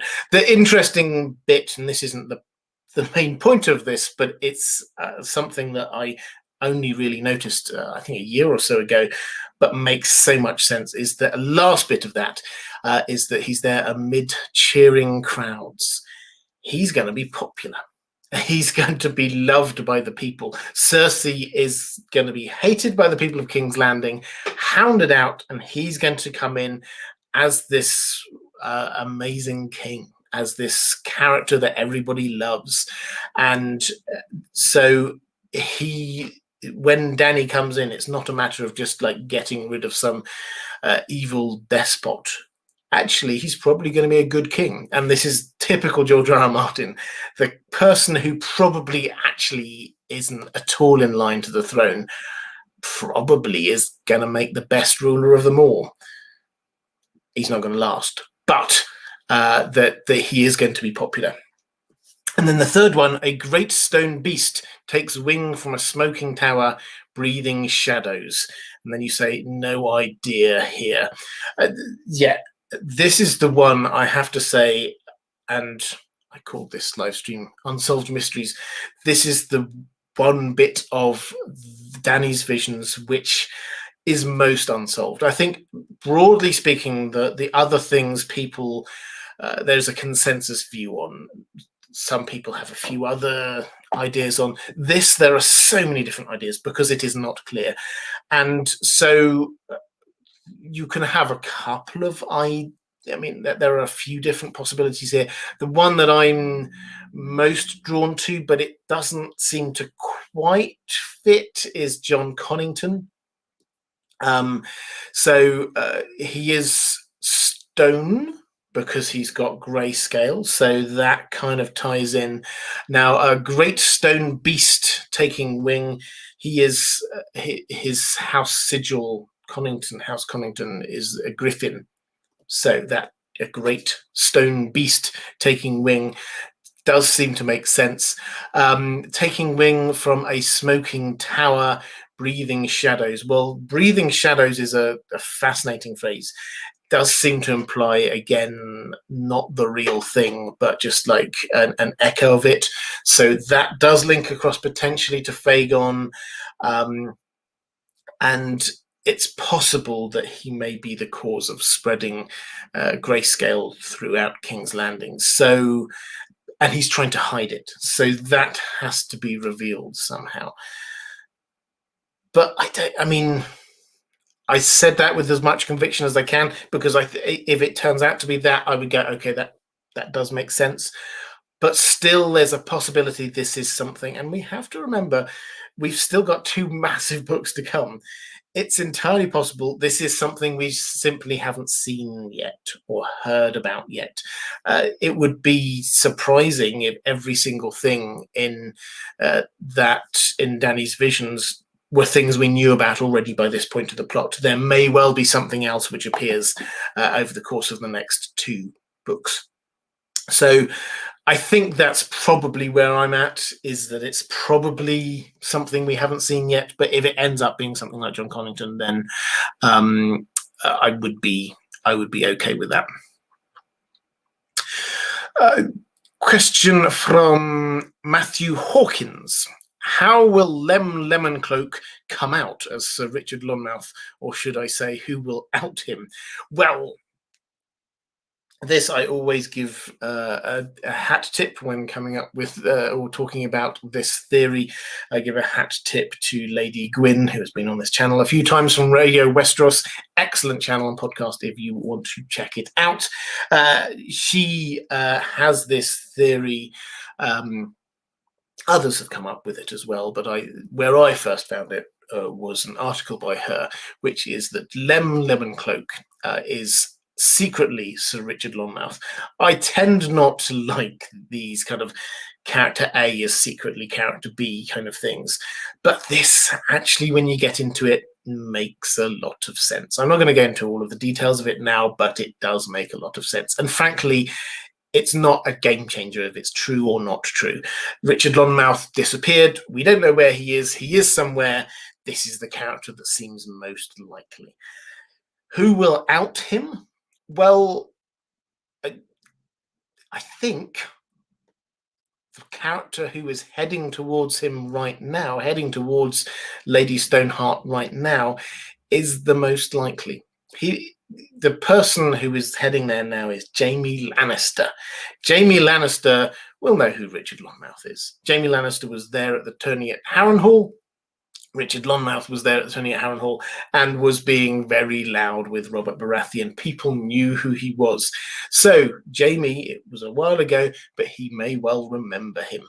So given the fact that he's coming up there to meet Lady Stoneheart, to be brought to Lady Stoneheart, he doesn't think he's going there to meet her, but he has been taken to Lady Stoneheart. He may well be the person to identify who he is. Sabrina Temi saying, what do you think Ned would have done with baby Jon if he was born with Targaryen features, purple eyes and silver hair? Thanks for answering these. Well, you're very welcome. I had quite a long discussion about this one 2 or 3 weeks ago, and I think I came to the conclusion that there were a few broad options. Maybe he could have sent him abroad somewhere. Maybe he could have dyed his hair, tried to keep it going. Maybe he would have just tried to bluff it out, take him north, and let people assume that this is because this was, say, a Shara Dane's child. But fundamentally, I think what he would probably have done is give him to the safekeeping of the one person he appeared to trust more than anyone else, which is Howland Reed. Howland Reed went to the Neck and was never seen again. And I think Ned would be absolutely sure that he could then give Jon to Howland Reed to look after. So there are a few different options for what he could have done, but that's the one that kind of makes the most sense. It's a bit boring, but yeah, it's the most likely. Sydney Rose saying, "Hi Robert, loving all the content over on Patreon. Have you watched any Olympics, and what sports do you think your top 3 favourite Song of Ice and Fire fakes would play?" Well, on Patreon first, I'll take this as my opportunity. Patrons, thank you. I mean this. I cannot do the amount of time I dedicate to doing this is because of your support. So that is how I managed to do it. If you want to support this channel, the best way to do it is through Patreon. There is a link down in the description. In terms of the Olympics, I've been watching some of the Olympics. Yes, I think we all have. Love it. I'm not going to get into Olympics chat. What 3 sports? I come back to some of the wonderful memes we had with Game of Thrones, which was clearly rowing would have been Gendry, who seemed to have been rowing for about 4 seasons. Javelin has to be the Night King. And high jump, too soon to say Tommen. I don't know. It's so there's a lot of the fan. Sorry, that was a really bad Tommen joke. There's a lot of good horse people. So I think serious answer, you would get someone like Lyanna would clearly have been excellent at any of the horse riding things, and obviously we have fencing and all the rest of it. 100-meter door holding. Thank you. Sebastian Holden, thank you for the super chat. I didn't see a question attached to that, but do drop one down in the chat if you had one. Archery for Ramsey, says David Armstrong. Dressage, yes, that would definitely be there for Lyanna and people like that. Hammer throw, Robert Baratheon. Yes, absolutely. Yeah, a lot of fantastic questions, suggestions going on. All right, I'll dip back into that one in a moment. Season 7 Gendry is the fastest runner ever. Yes, he was pretty good at the marathon, wasn't he? And climbing. Wildlings climbing the wall, yes, absolutely, excellent, good ones. I like this. So Diego Godoy saying, "Hola, Robert! Congratulations on an amazing Lord of the Rings live stream last week." Yeah, so I did a Lord of the Rings. If you weren't here, I did my first Lord of the Rings live stream last week. Had on fantastic guests. If you don't know her, the clueless fangirl. My plan is that I'm going to carry on doing a Song of Ice and Fire live streams. I'll just sort of put this out there so people are aware. I will carry on doing a Song of Ice and Fire live streams. I will, though, do some more Lord of the Rings live streams. I had a lot of very positive feedback from that. I think particularly over the course of the next year, as we're building towards the Lord of the Rings TV show, interest does seem to be growing. So I will be doing that, and I'll probably have a few extra guests on there as well, just to introduce you to some of the other content creators. There are a lot of fantastic content creators there in the world of Tolkien and Middle-earth. And whereas I suspect that most people know now most of the Song of Ice and Fire content creators, I think that there's a whole wonderful world of people out there that I can introduce you to who create excellent Tolkien content. So I'm going to try and bring on a few extra people for those chats. And I like to mix it up a little bit as well, sometimes not just me saying things. So Diego went on to talk about Aemon. Did Aemon overlap with Bloodraven at the Wall? And if so, why didn't he follow him when he went north? Could this be one of the 3 times Aemon was tested? The other 2 being the Great Council that gave Egg the throne and Robert's Rebellion. I'd love to hear your thoughts. Okay, so yes, their time overlapped. They went up at the same point. They were there together. I can't remember for how long, for quite a few years. They were both at the Wall together. In terms of why he didn't go north with him, that wasn't his job. His job was being the Maester at the Wall. We don't know why Bloodraven, or what excuses he gave for going north of the Wall. It was just on arranging, seems to be what thinking the message that we get, he went ranging north of the wall and didn't return. So there was no particular reason why the Maester would know. Maester Aemon didn't. Obviously, he was quite old, but he didn't go north of the wall with any of the rangings later. So why would he have gone with that one? In terms of his 3 tests, this is a fascinating subject, I think, anyway. Maester Aemon, he's talking to Jon, and he's talking to Jon when Jon's there feeling conflicted. He often feels conflicted, Jon, about whether his place really is at the wall. I've lost track on my reread of Game of Thrones. I've lost track of the amount of times when he just sits there and ponders about whether he should head down again. He tries to quit so many times, but Aemon gives him a bit of a pep talk at one of these points, and he says, I was tested 3 times, and one of them when I was just a young boy, one of them when I was in my full manhood, and one of them when I was an old man. And he doesn't elaborate on what these things are, but it's pretty clear that the one when he was an old man was Robert's Rebellion. In Robert's Rebellion, his family were brutally murdered. They had been the ruling family and they'd been kicked out. The children, his relatives, babes in arms, slaughtered. Of course, he was tempted to go out and do something about it. He couldn't. He was an old man. There was no point in him doing any, but that was a testing moment for him. There was also a testing moment. We talked about it a little bit earlier. He was offered the throne himself. He knew it wasn't right. It wasn't for him, but that was a testing moment.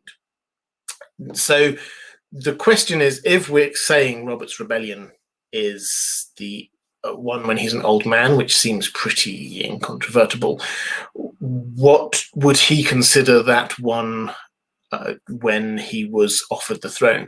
Well, could he think this was when he was a young boy or when he's in his full manhood? He was, I think, 35 at that point. To my mind, yes, Aemon lived a very long time. He might still think of himself as quite young at that point, but 35 is in your full manhood. That's the age that pretty much that Ned was in the books, and we certainly wouldn't think of him as being still a young boy. He was a full man. So I think that was the one when he was a man. So him, whether he goes north of the wall with Bloodraven, was not one of his 3 tests. His other test when he was young, maybe it was to do with whether he joins the Maesters in the first place. Maybe it's something we simply don't know about. Maybe something tested his vows as a young Maester. Maybe he fell in love. We don't know. And I think that's okay. It's okay to have mysteries, but I think it's pretty clear that what following Bloodraven north was not one of those. Question from Cloaked One again. Thank you, Cloaked One. This is for John Pizzo. What is with all the Weirwood items popping up in the story? The moon door, the chairs in the House of Black and White. Do you think Bran will be able to see what happens around these items? Oh, that's a great question. So there are a lot of bits of Weirwood. Now, why are there bits of Weirwood? The boring answer is because it's an expensive and excellent material, because it doesn't rot. In fact, it hardens and it becomes more and more stone-like the older it gets. So it's an excellent thing to build stuff with. Looks good as well, particularly when you place it. It's white, so if you place it with something ebony, then it gives that black and white very clear juxtaposition. So it's the kind of material that if you're showing off, if you want to make something that which will last, then you will use that. It does also have a kind of a magical aura to it as well. The question of whether Bran would be able to see through them, I think if our understanding of the Weirwood network is right, that he can see through the trees, and that's because the trees are all linked up, then that means that bits of old tree that are sort of cut up and are somewhere else, no, he can't see through. But Bloodraven does tell him that in time he will be able to move beyond the trees. So yes, he will be able to see stuff, but I don't think that them being there is has a specific magical meaning for Bran. Paris Aurelia is saying the Hound would win the chicken eating contest for sure. I don't think they have chicken eating contests in the Olympics, but if they did, the Hound would win it. So question, I had another question somewhere in the chat I was going to answer. Yes, so Mod Mary, hi there. Wouldn't it be a surprising turn of events if Leighton and Melora Hightower were in league with Euron? Any thoughts? Well, it would be a surprising turn of events. So what we know is that Leighton Hightower has been setting his sons off to prepare the defenses of Old Town for an attack from Euron. So he's not giving any hints that he's on Euron's side. He's actually proactively going out and trying to prevent it. Pardon me. By prevent the attack. So he's and when I say sending his sons to do stuff, he's got one of them is preparing like the actual physical defenses, one of them's going out doing some scouting work, another one has headed off to Lease, I think it is, to try and get some sell sails, some extra ships in to help out. These are not the actions of someone, I think, who is secretly on Euron's side. So yes, it would be quite a twist. I think it would be quite a huge twist. I do not personally think it's likely, though. Question from Mara Lee. What is west of Westeros and across the Sunset Sea? Okay, so this is it's a question which comes up not just in the main Song of Ice and Fire, but also quite a lot in Fire and Blood as well. The maps sort of stop. We don't know what is west of Westeros, and we hear a few different stories. We hear about Brandon the shipwright, who heads off, never comes back. We hear of some Iron Islanders who sort of head off, and then they find a rock another fortnight northwest of the rest of the Iron Islands and say, okay, this is far enough, and they stop there. But probably the one that we all know, Alyssa Farman, who gets the fastest, best ship that she possibly can and heads off west. And she's accompanied by another couple of ships. They run into troubles and have to turn back, but she carries on. She's never seen from again, or is she? There's a throwaway line there when we get Corlys, I think it's Corlys Valerion, on one of his trips goes all the way to Ashai and swears that he saw her ship there. Now, what does that mean?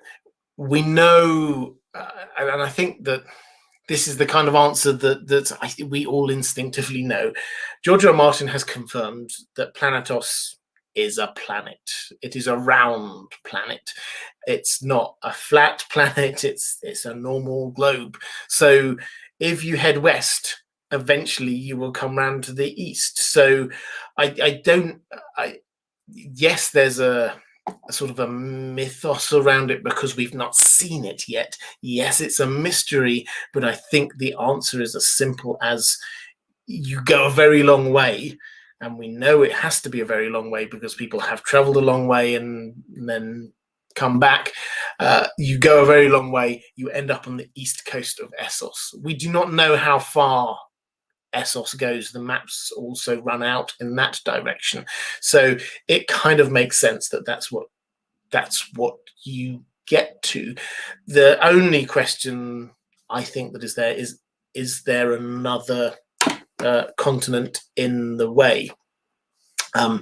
If George R. R. Martin is having as he roughly does, is that you get Westeros as being sort of like British Isles with maybe a few bits of sort of inspired by mainland Europe, and then you get Essos, which sort of the further east you get, sort of more like Asia. It becomes, if you're heading west of Westeros, yes, you eventually do come round to the east of Essos, but is there an equivalent of America in the way? That, I think, is the only question, not whether or not you end up around Asshai. Reflective rambling. You're picking up. You were saying about the generosity of Cloaked One. You're also generous. Thank you very much. Picking up a question for Austin Flowers. Why do Weirwood visions and dragon dreams only see births, deaths, and falling in love? Why retain only these essentials? So I'm not sure that I necessarily agree with the premise of this. Dragon dreams, we don't have many real examples of what dragon dreams are, and to the extent that they just dreams of dragons, we're not 100% sure. There certainly are prophetic dreams that some Targaryens get that they call dragon dreams.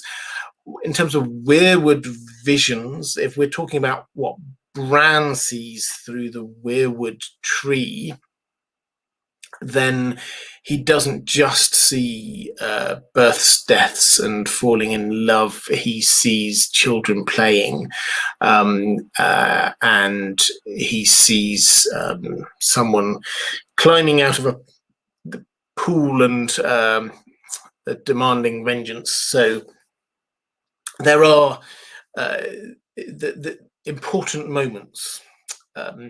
My take on what happened with Bran was that when we get to those visions, when he goes back in time, always seeing through the Weirwood tree in Winterfell, but going back in time and seeing thing after thing after thing, what was happening there was unguided.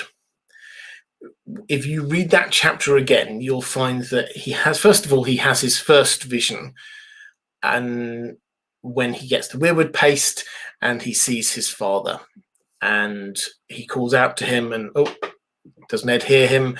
So at that point, Bloodraven basically says, I'm an old man, I'm a bit tired now, I'm going to have a nap, we'll pick up on this tomorrow. But Bran just goes straight on. He says, okay, you sleep, Grandad. And then afterwards, he then jumps back in again anyway. So this is unguided. And he goes, it seems, to where his heart wants to go, and he goes to interesting things. So first of all, he sees his father, the person he's been crying out for. Then he sees other people that he recognizes. So he doesn't know exactly who they are, but it's Benjen and Lyanna. Then he keeps on going back and back in time, still with the thing where his heart wants to be, which is the Weirwood tree in Winterfell, but also key moments, ending up with somebody who is a Brandon, who is a Brans, making the connection in with him. So that, for me, that is more what's going on there, rather than sort of births, deaths, and falling in love.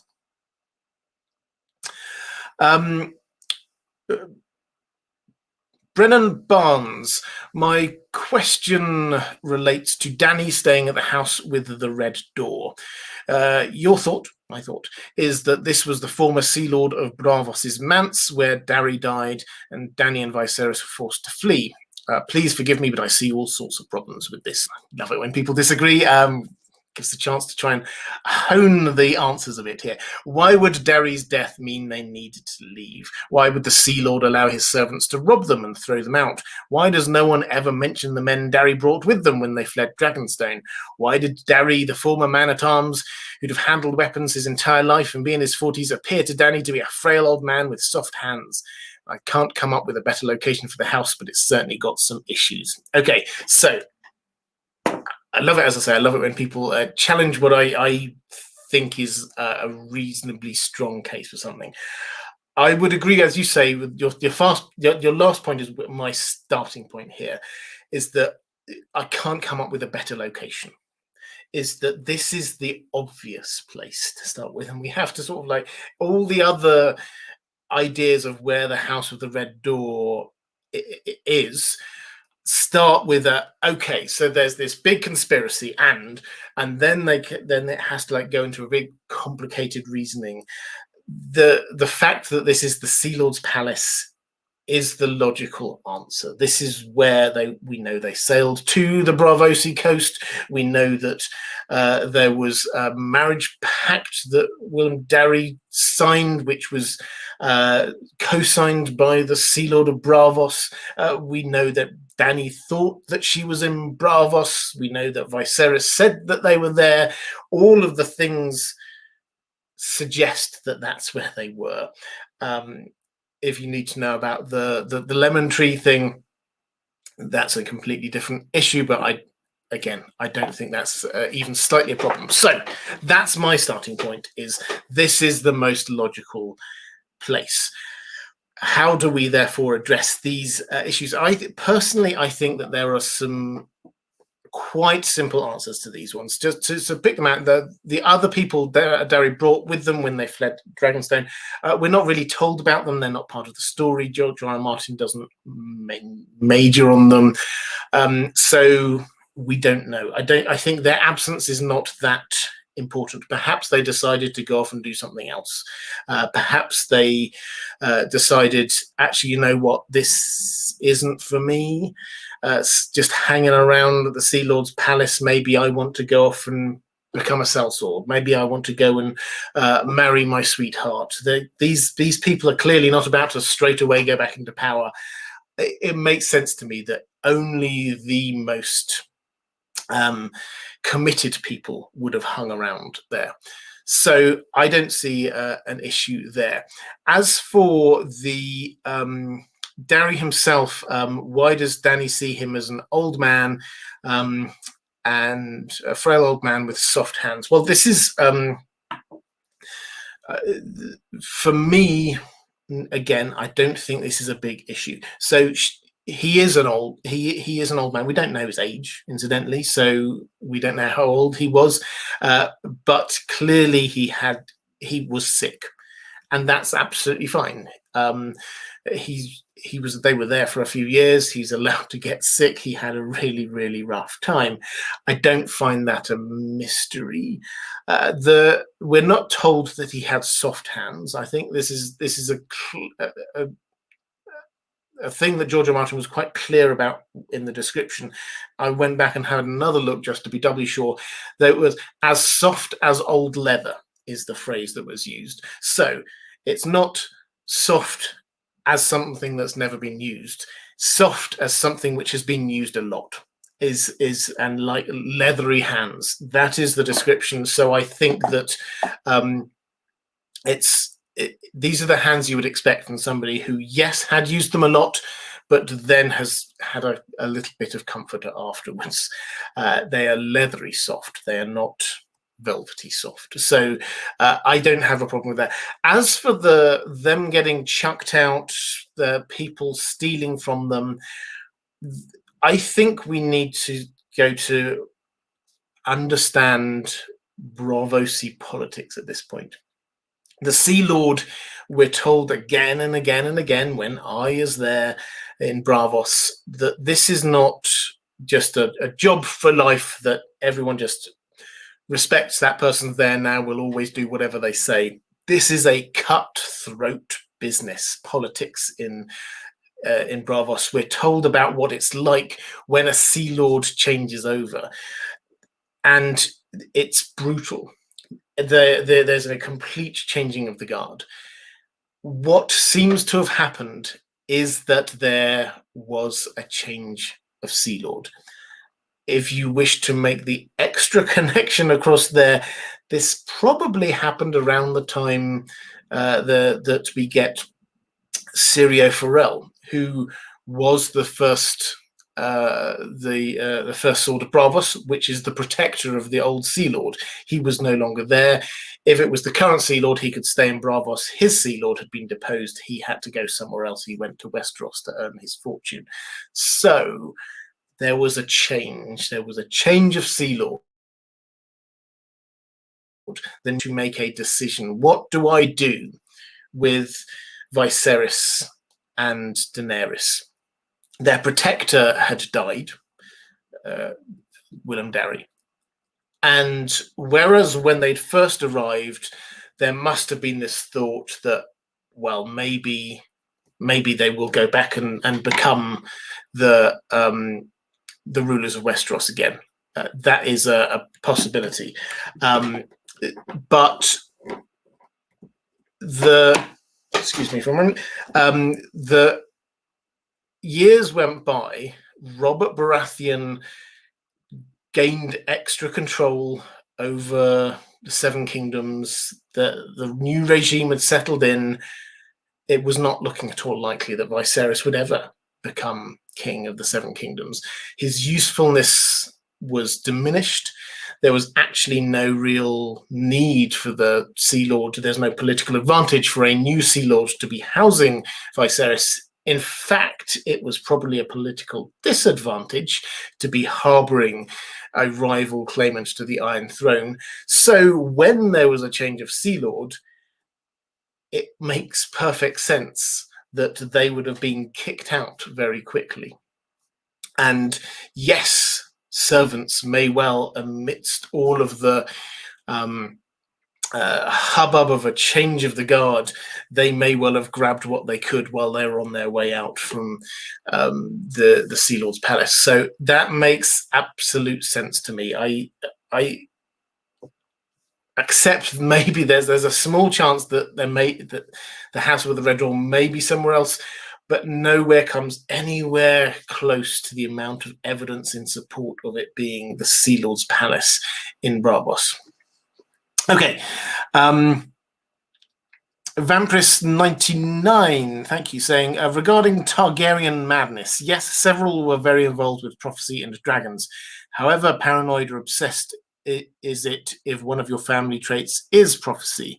Second, how much is nature versus nurture? So, if one of your family traits is prophecy, seeing visions, which it is with the Targaryens, is it therefore obsessive to be focused on it? Well, it depends how obsessed you are. So with Rhaegar, you would say he was very focused and obsessed with prophecy. At that level, was that an acceptable level? Well, it led to a civil war, so that seems to have pushed on slightly beyond the bounds of what was normal. In terms of others being obsessed with prophecy, I mean, I don't think there were many. I mean, Bloodraven is probably the only other example, and he certainly created huge amounts of carnage around him in his own way. Pardon me. As for the second part, is it how much is nature versus nurture? We do have to accept the fact that the Targaryens are brought up. This is something George R. R. Martin, he doesn't focus on, but he does invite us to note how all of the characters, pretty much all of the characters, a couple of honourable exceptions that we see, are part of the 1%. They are the most privileged people in all of the continent. Someone like Rhaegar, just again to pick on that as an example, he was brought up as the crown prince. He was brought up with everything that he could possibly ever want. He was brought up to be able to ask for something and it was brought to him. He was brought up that people would always say yes to him. It makes complete sense within that, and when we're talking nature versus nurture, if you have been brought up all the time to think of yourself as special, the Targaryens thought of themselves as special and different and better than everybody else in Westeros, and he thought that he and all his lived experience was people giving him what he needed. that's quite an easy thing to go from that to actually, am I the prince that was promised? So yes, I think there's definitely a bit of a nurture thing going on here as well. A question from Judy Wright. Thank you so much. Very generous super sticker saying you are amazing. Thank you very much. Luis Enrique saying, do you think the Starks had other blood from the Night King? So do I think that they have others' blood in them from the Night King? No. But so if we're talking about I'm assuming you're talking here about the Night's King, the book legendary character. I think there is a fairly good chance that he was a Stark. So I think the Night's King had Stark blood in him, but I think that his line ended there, so that wasn't added back into the Stark line, if that makes sense. So I think it's the other way round. Cloaked One, again, thank you, picking up for somebody else, this time for Stephen Weatherby. Do you think Bran's Weirwood vision of the pregnant woman praying for vengeance in front of the Weirwood tree was that Alice Rivers? No. So these are all so Bran's visions, those ones that we got, the Weirwood visions, were all, it would appear, visions out of the Winterfell Weirwood tree. So this is just what he could see out through the eyes of the Winterfell Weirwood tree, and he saw things happening going back in time. Now, was it Alice Rivers? She was down in Harrenhal, so no. So Rivers being the bastard name in the Riverlands. So as for who it is, this is one of those ones where it's almost certainly during that period, because it's going back in time, we know roughly what period this is. This was before Dunk and Egg. During that time, there were 3 or 4 different Stark women who each had a bit of a potential right to vengeance. So I did ages ago for a video that I've forgotten about now, I did work through and decide who I thought this probably was, and it's not a main character. So that's my take, was that this is just George R. Martin showing various different bits in the same way that the first, we don't know who the Brandon is, who was the first there. So we did not necessarily have to think this is a particularly important person or moment. Similarly, Ned sitting in front of the tree was not an important moment, or Benjen and Lyanna playing was not an important moment. So it's just flashes of things that happened.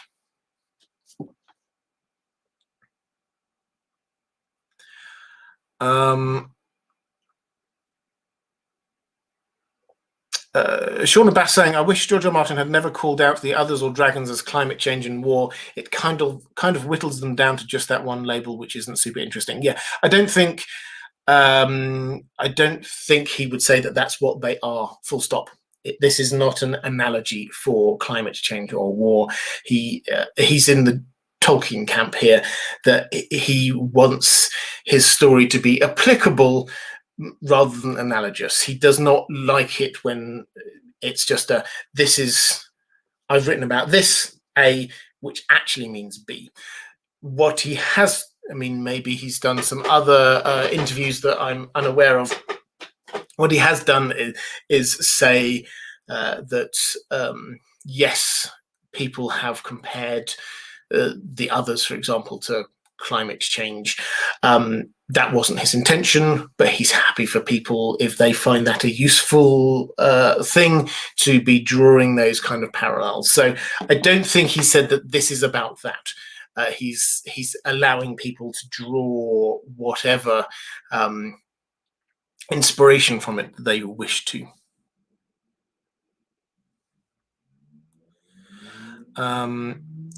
Reflective rambling, picking up for Beran and Josh, thank you very much, saying, my unanswered mystery is what could possibly have injured the Black Dread so badly when Alyssa Farman took him to Valyria. So this is Balerion the Black Dread. I think, so this is Arya, Princess Arya, I think you're talking about here, flying him to old Valyria. He returns with a huge gash in his side. And the focus of most people's attention, rightly, is on Princess Arya Targaryen and her horrific condition. But then we get Septon Bath does note, what worried him as much was what on earth could have caused that damage to Balerion the Black Dread, the mightiest creature that anyone had ever seen in Westeros. Now, it is an unsolved mystery. We do not know. I think that this is George R.R. Martin bigging up, does many things with that story, but he's bigging up quite how dangerous old Valyria is. And the logic of what's going on there is that the things which survived the doom of Valyria must be astonishing, because this blew an entire hundreds of miles worth of land just blew up. Some things seem to have somehow survived, things surviving through the heat. Whatever they are, they must be horrendous. And so this is, and George R. Martin loves having these mysteries, but he's not going to tell us exactly what it is. This is a big, bad, nasty thing that is there. I think that's me caught up on the chat for the moment. Carl Kosnock saying, yes, there always is a bigger fish. That's the idea. We do not always have to see the bigger fish. Question from Lyle Hammock. Yes, I said I had, hi Lyle, answered one of your questions earlier. I said I had one from you over on Patreon saying, hope to see more Lord of the Rings streams. As I say, yes, I will do some more Lord of the Rings streams. And my question is, what is the one mystery that you hope is never explained? And also, could you expand on a world having unexplained events? Do you agree that adding the idea of loss and wonder enriches the world? And P.S. I agree with you about Helm Hammerhand as king. I'm glad. I have heretical views in the world of Tolkien about Helm Hammerhand, this is going to be the focus of, if you've not heard, they're also making a Lord of the Rings film, an animated film from the history of Middle-earth, going to be surrounding this, one of the kings of Rohan, a guy called Helm Hammerhand. Anyway, that's not what the question is about. The question here is about unexplained events in the world. And why do I think that it's important? I think this is important because it brings realism. If we have a world, a story where absolutely everything is tied up and everything is explained, that's not real. Particularly when we have a story that is told from very specific points of view, individuals' points of view, because the whole point of that is that it means that we do not see everything. We do not have this third-person omniscient narrator who is telling us everything as we go along. George R. R. Martin has stylistically chosen to have this world where we experience it only through the eyes of specific people, which means that they will, some of them, never find out stuff. So Tyrion is one of the most insightful and clever characters in all of it, but there are things that he doesn't understand. There are things he has to try and work out. There are things that he just still will never get to know about. And that is right. That is how this world has to work. It has to have some things that we will never know. That adds to the beauty of it, in my view. It gets frustrating when there are things that we want to know the answer to, but it makes a more immersive experience, I personally believe. As for one mystery that I hope is never explained, I mean, I think I'm happy with a lot of the ones which we've mentioned here. I'm personally happy. We talked about Tyrion earlier. I am perfectly happy never to have it completely explained about Tyrion. I like whether he's a Targaryen. I like the idea that he doesn't know, and there is no one else in the world who might know.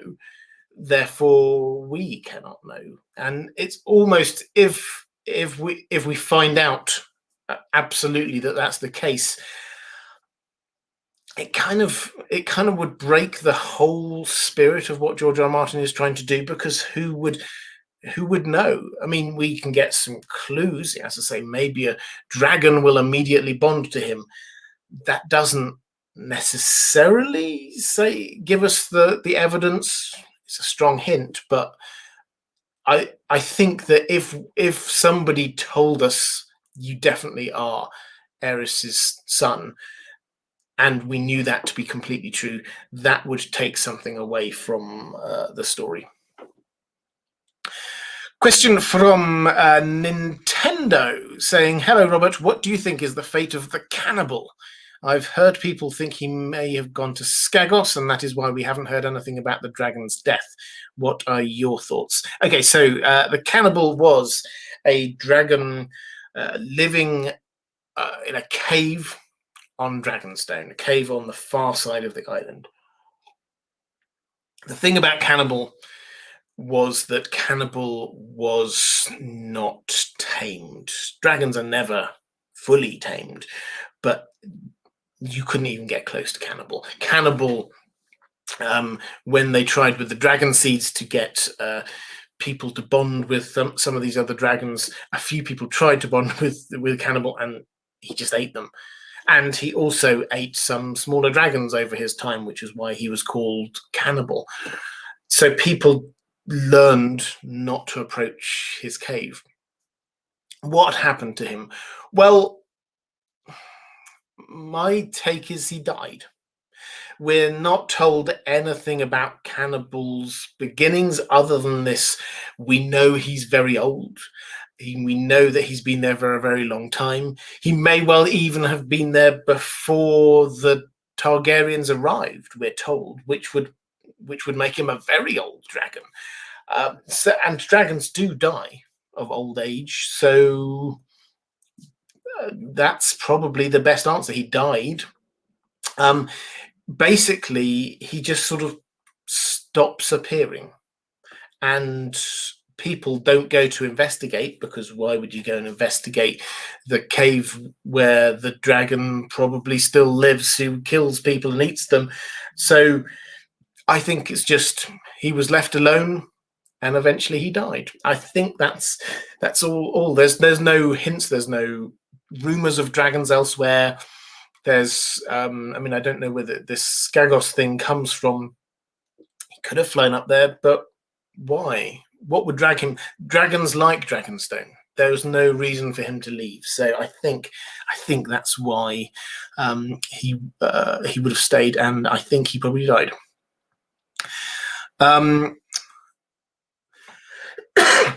Nintendo saying, during the tourney at White Walls, do you think the dwarf who climbed to the Privy Tower to steal the egg was being skin changed by Bloodraven? So this is a Duncan Egg story, The Mystery Knight, and there is a dragon egg as a prize, and it gets snatched, and it gets snatched quite clearly by a dwarf who seems to be working for Bloodraven. Now, might Bloodraven have been skin changing into it? I personally see no reason why. If you can hire the dwarf to do that and just bring you it, you don't need to skin change into this person. So no, is the short answer. I think this is just a spy. Not yes, Bloodraven does disguise himself as various people. In that, then he almost certainly has glamoured himself as Maynard Plum. I don't think there's a need for him to be the dwarf himself, personally. Bonds saying, "Hi Robert, do you think Ned gave Varys a letter while in the Black Cells? If so, what do you think it contained, and will it have a further part in the story? If it relates to Jon, I can't really see how Varys will be able to produce the letter and have any influence in Jon's story with the books.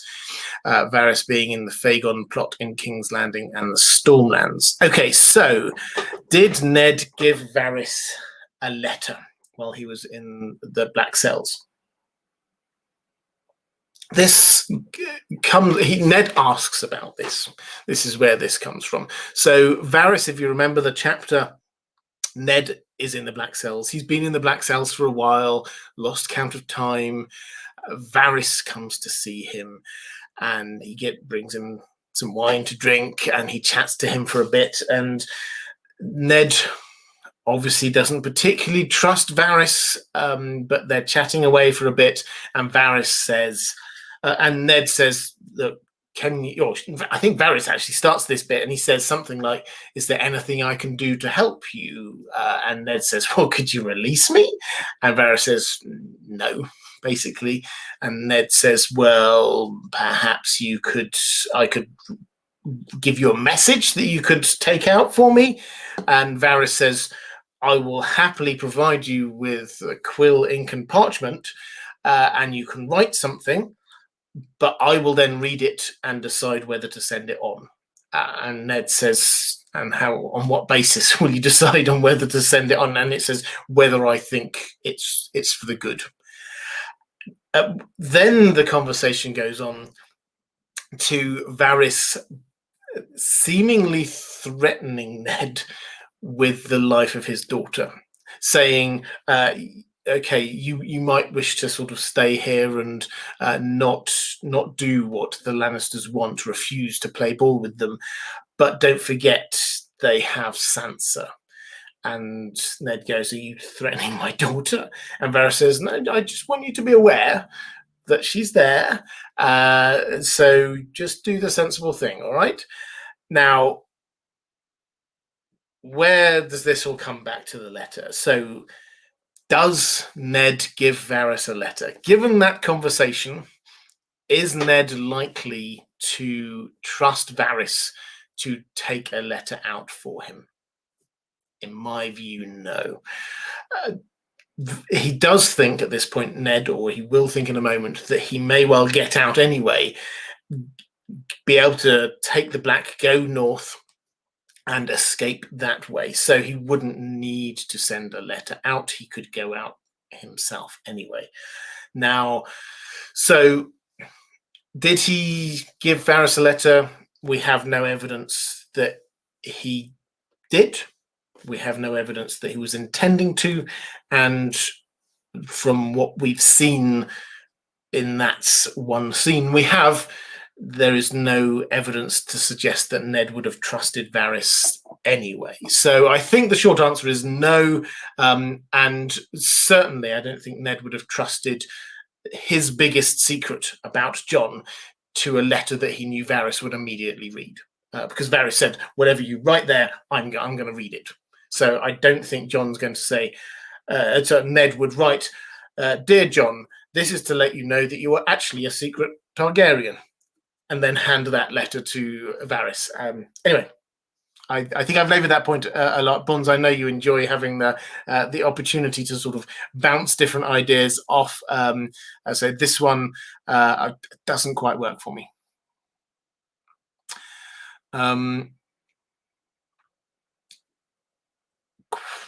Question from Bo Riley saying, hello, Robert. I am a new Patreon member. Welcome. I have two questions. The first involves the possibly unsolved mystery of Jon Snow's name. I had always assumed that that Ned named Jon after Jon Arryn. It makes sense for Ned to name his first child after his best friend, Robert Baratheon. It also makes sense for Ned to name his second son after his father figure. This would have been necessary if Rhaegar or Lyanna had named Jon something noticeably Targaryen, a masculine version of Visenya, perhaps. Is it possible that Jon was not named for Jon Arryn by Ned, but rather by Rhaegar or Lyanna after Jon Connington? Follow-up question. Given that Jon Connington and Rhaegar were quite close, how much does Jon Con know about Rhaegar and Lyanna's relationship? Would he have known that she was pregnant? And so on. Okay, let's start first with the name thing. So this is, as you rightly pointed out, Jon is a name that you would expect Ned to give. This is Jon Arryn was his foster father, so this is a perfectly reasonable name for him to be giving to his bastard child, alleged. And so it makes absolute sense. Nobody would question it. What did you name your bastard son? Jon. Ah, of course you named it after Jon Arryn. That makes sense. And Ned does, this kind of follows a pattern for Ned. Yes, you already picked up Robb, named after Robert Baratheon, Ned's best friend. You also get Bran, named after Brandon, Ned's older brother. And then you get Rickon, presumably named after Rickard, Ned's father. So that seems to be a pattern going on there. Now, you wonder whether actually this wasn't Ned naming him after Jon Arryn. Was this Rhaegar or Lyanna naming him after Jon Connington? And I think the short answer is I find that quite unlikely. Jon Connington seemed to have a much trying to work out how to phrase this best. He seemed to think that they were closer than Rhaegar did. Let's put it that way. Jon Connington almost certainly had at least a crush on or was in love with Rhaegar from afar. Now, he was not, however, part of this inner circle that there was. Rhaegar had a very close inner circle. Jon Connington was a close friend, but he wasn't as close as Arthur Dane, for example, or Elia, who was in there as well. Ashara Dane was probably there. We get the Miles Mouton and Richard Lonmouth, his two squires, who then got knighted. They seem to have been in this inner group as well. Jon Connington seems to be just outside of that group. So if Rhaegar was going to name his son after his best friend or a good friend, he would have named him after Arthur Dane. That was his best buddy. Jon Connington was a good friend, but his best buddy was Arthur Dane. So that doesn't kind of make sense there. My take, incidentally, on the name, the bigger issue about the name, is that Rhaegar definitely was expecting a girl. As far as he seemed to think that he was going to recreate the three Targaryens. There must be a third. Then the dragon must have three heads. He'd already named his first two children after two of the three Targaryen siblings, so he was expecting a Visenya. So I think that he would have gone away and said, this child is to be named Visenya. When it was a boy, that then means that and Rhaegar was so focused, he would not believe any other possibility. That's how much he believed prophecy. Lyanna would be the person who'd have to name this child. And it makes sense on the TV show that he was named Aegon. Actually, that when the more you think about it, it makes sense. If she's just heard that Rhaegar's oldest son had been killed, she might choose to name her newborn with Rhaegar in honor of the dead child. So that being Aegon does sort of make sense. But the choice of Jon is a cover name that Ned came up with, I think, almost certainly. You then, the follow-up question was, how much does Jon Connington know about Rhaegar and Lyanna's relationship? Well, as I say, it's noticeable that Jon Connington was not part of this inner group.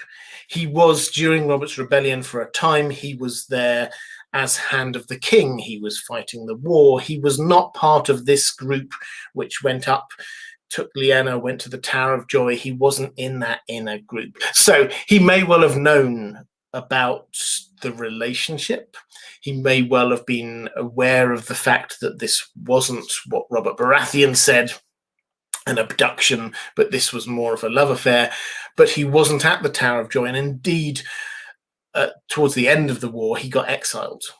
Aerys just got rid of him because he lost a battle, and Aerys had enough, and so got rid of him. So he wasn't even in the continent. So he would not have been aware of the birth. So he may have been aware of the relationship, but not the birth.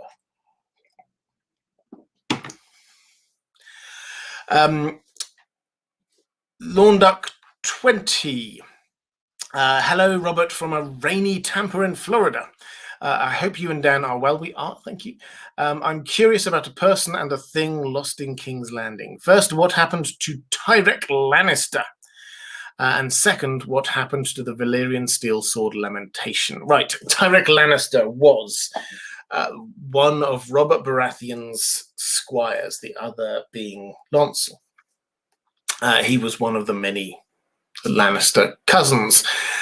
His story is that he was then in King's Landing, and Tywin, it's not mentioned all that much, but one of his sort of cunning political ploys to gain control over the Riverlands was to get his family to marry into all of the Riverlands noble families and take their land, effectively.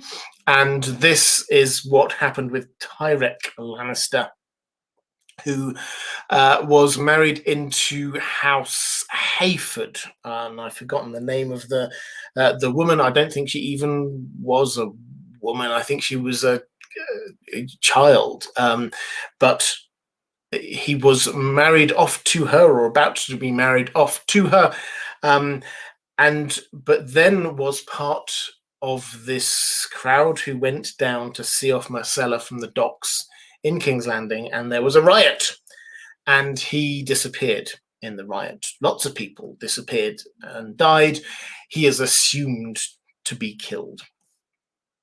Our attention is drawn to it as being maybe it wasn't just that, by the fact that Tyrion and then I think Tywin as well, they send people out specifically hunting for Tyrek, because you know what the Lannisters are like. You don't get any of ours.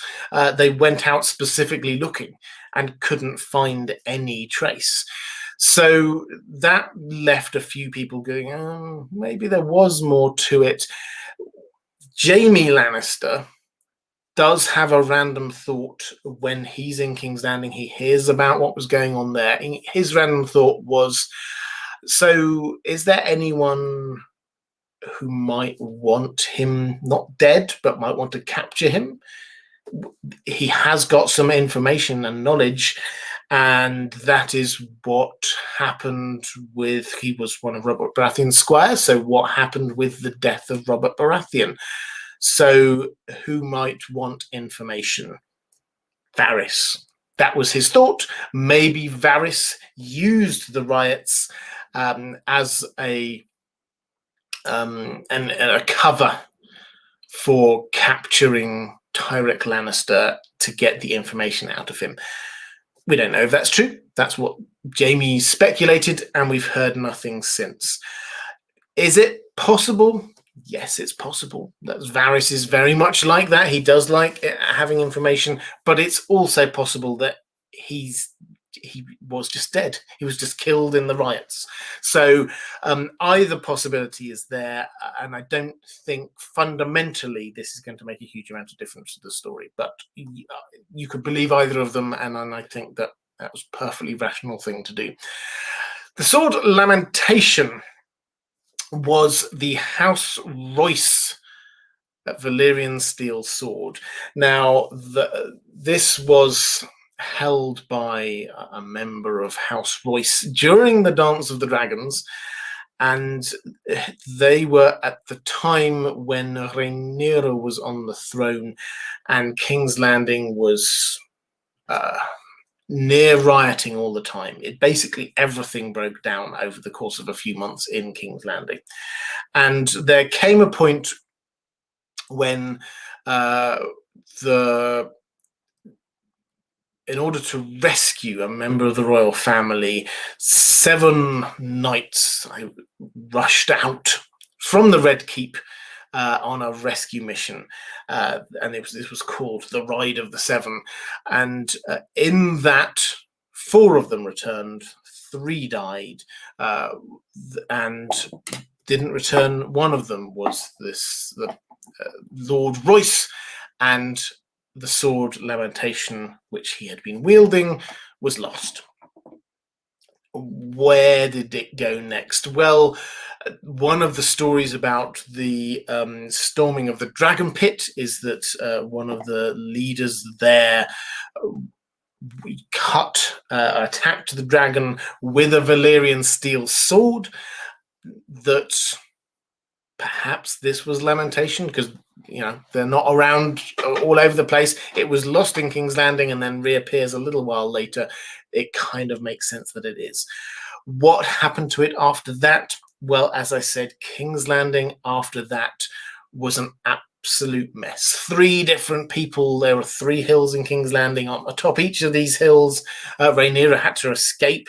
Atop each of these hills was a different person claiming to be ruler of King's Landing. There was, in reality, mob rule. All law and order broke down. And in that situation, Lamentation disappeared and was never heard from again. What happened to it? Well, my best guess is that, given that this was 150 more years ago before the story we have now, the fact that it's not turned up anywhere does certainly seem to imply that the sword is not come back into circulation anywhere. Certainly House Royce don't seem to have it, and they would have made a big fuss if it had been found somewhere and they hadn't worked his way back to them. So probably, I don't think someone would have a Valyrian steel sword and just sort of keep it hidden away and not ever use it. I think it was just sold off, melted down. Valyrian steel was very expensive. You could make a lot of money by selling this. And in that situation, that seems the most likely thing that happened. It's gone. Question by Liz, Queen of the Geeks, saying, "Hi Robert, I'm not sure if this question has been asked before. What did Ned tell Robert about how Lyanna died? Did he say it was simply a fever?" I don't know. Sasuke saying Lady Omersand. That's who Tyrek was married to. That's the House Hayford.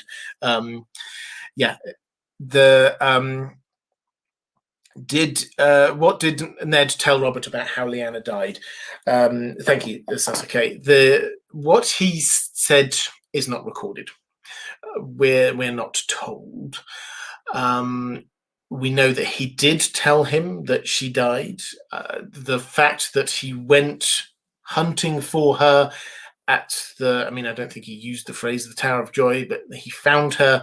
I think he wouldn't have been able to hide the fact that the people he went with, almost all of them died. So he will have been able to relatively easily concoct a story about him fighting, and he clearly told people that he fought Arthur Dane.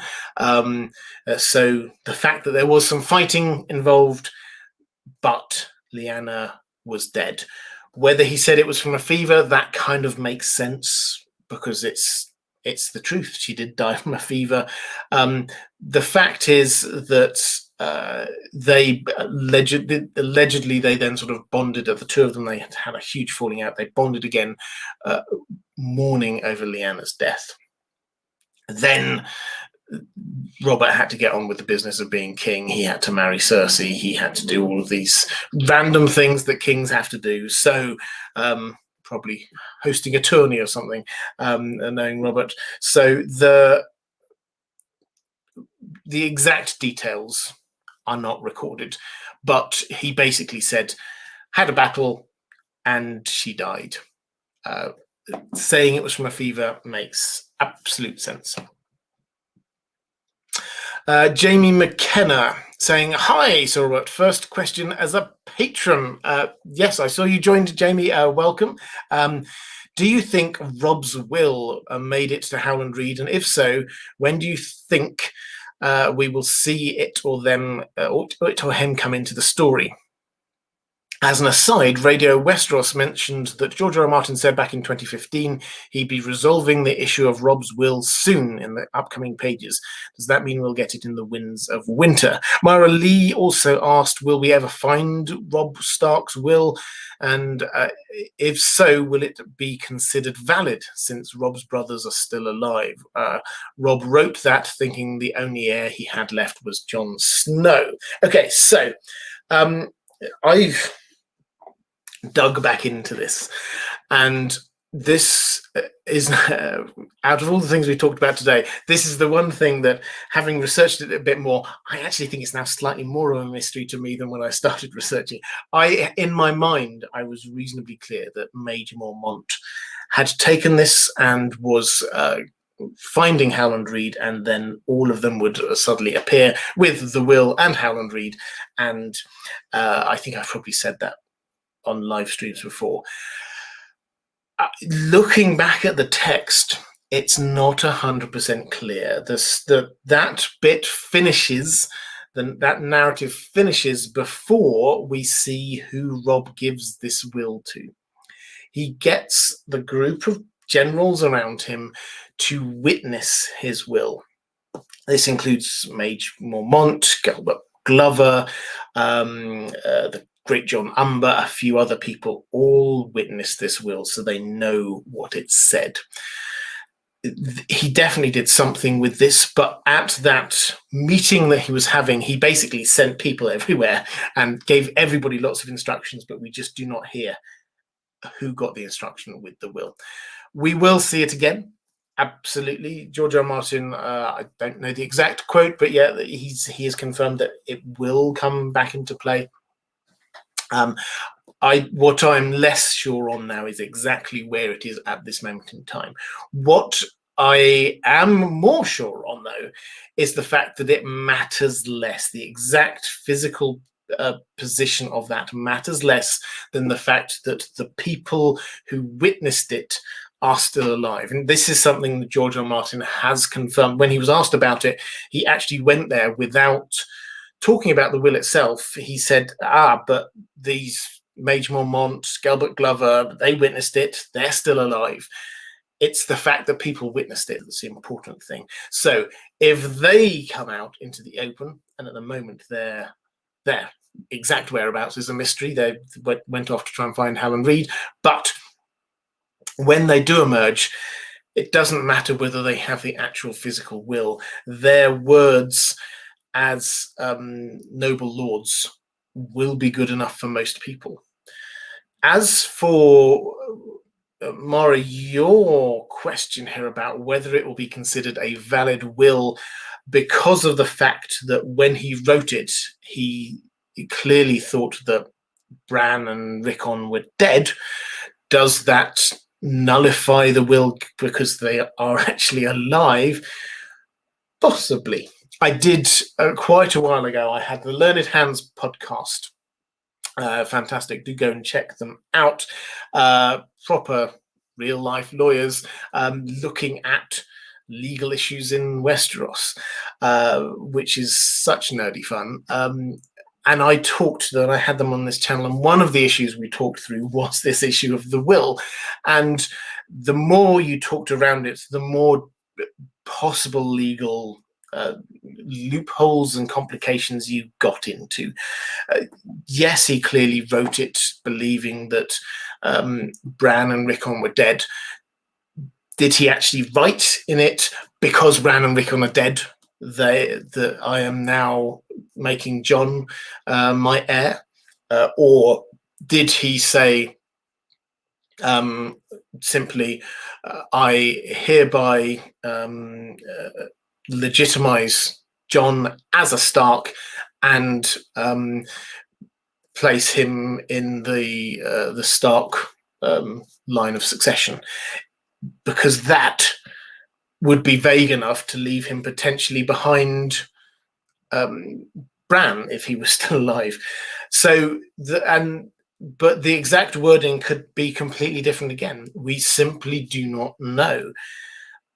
What George R. R. Martin, though, has said is that within Westeros, it's not just a clear-cut legal issue that we have to find out the exact truth of it. What's the nerdy technical detail about what the will says?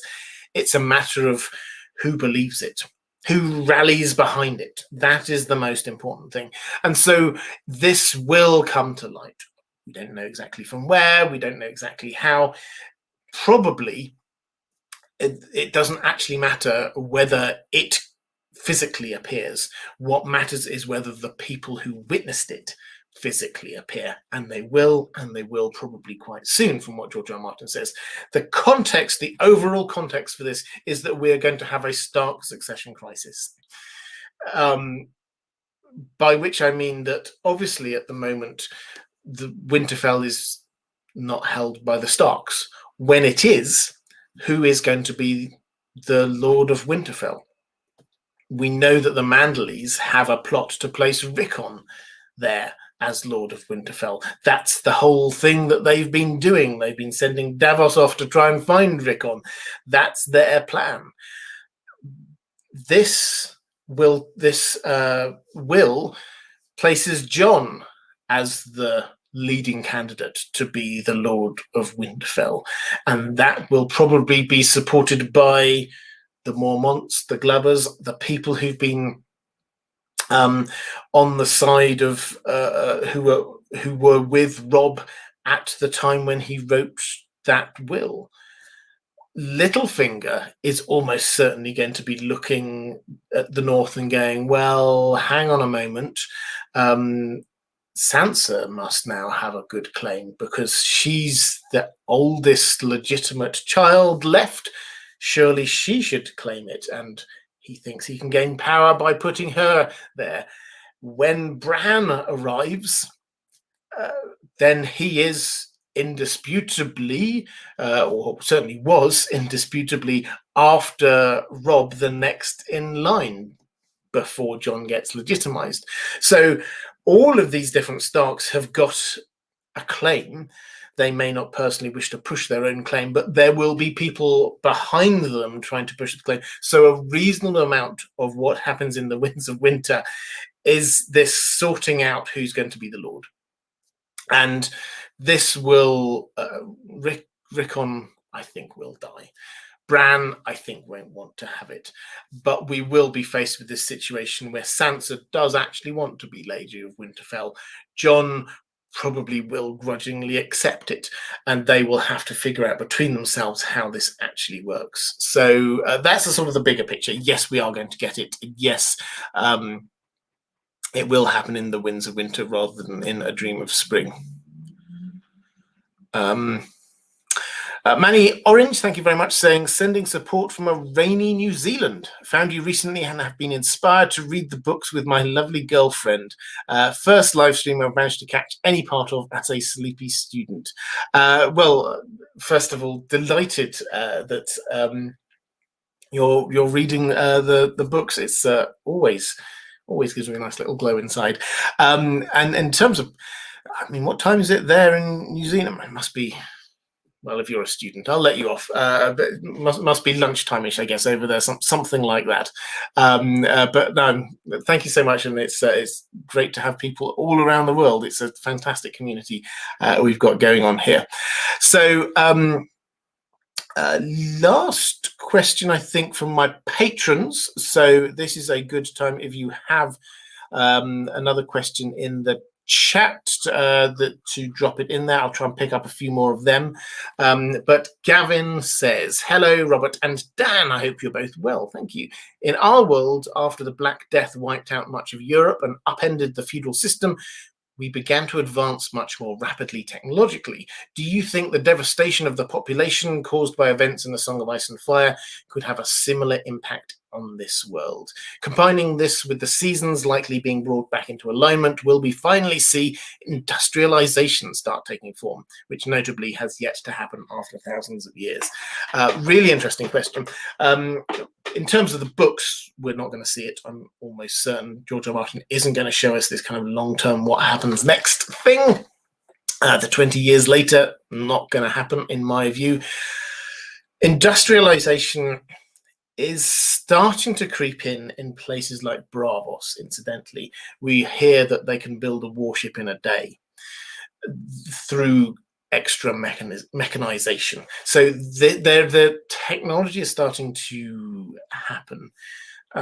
What the problem is in Westeros is the lack of information and knowledge and learning and education being spread out. The Maesters have kept hold of it and are preventing people from doing the learning, doing experimenting, anything that is to do with the world of knowledge.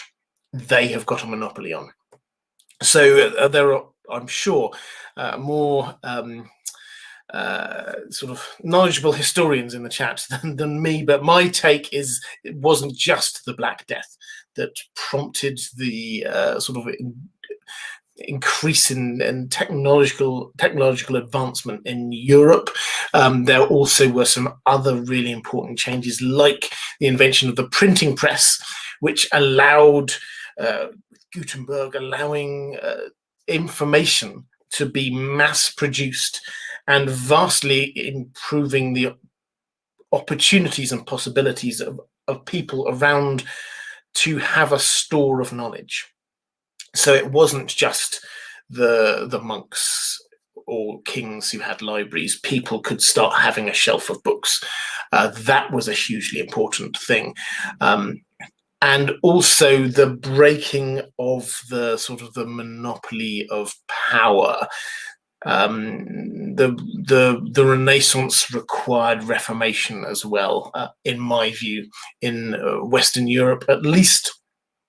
This allowed for a greater, I mean, in terms of sort of the interaction of theology and history, what was required was people to shift from somebody is going to tell me what is in this book to I need to be able to read this book myself, or I can read this book myself, which allows for more people to learn how to read. Once you can read, you don't just read one book, you can read other things as well.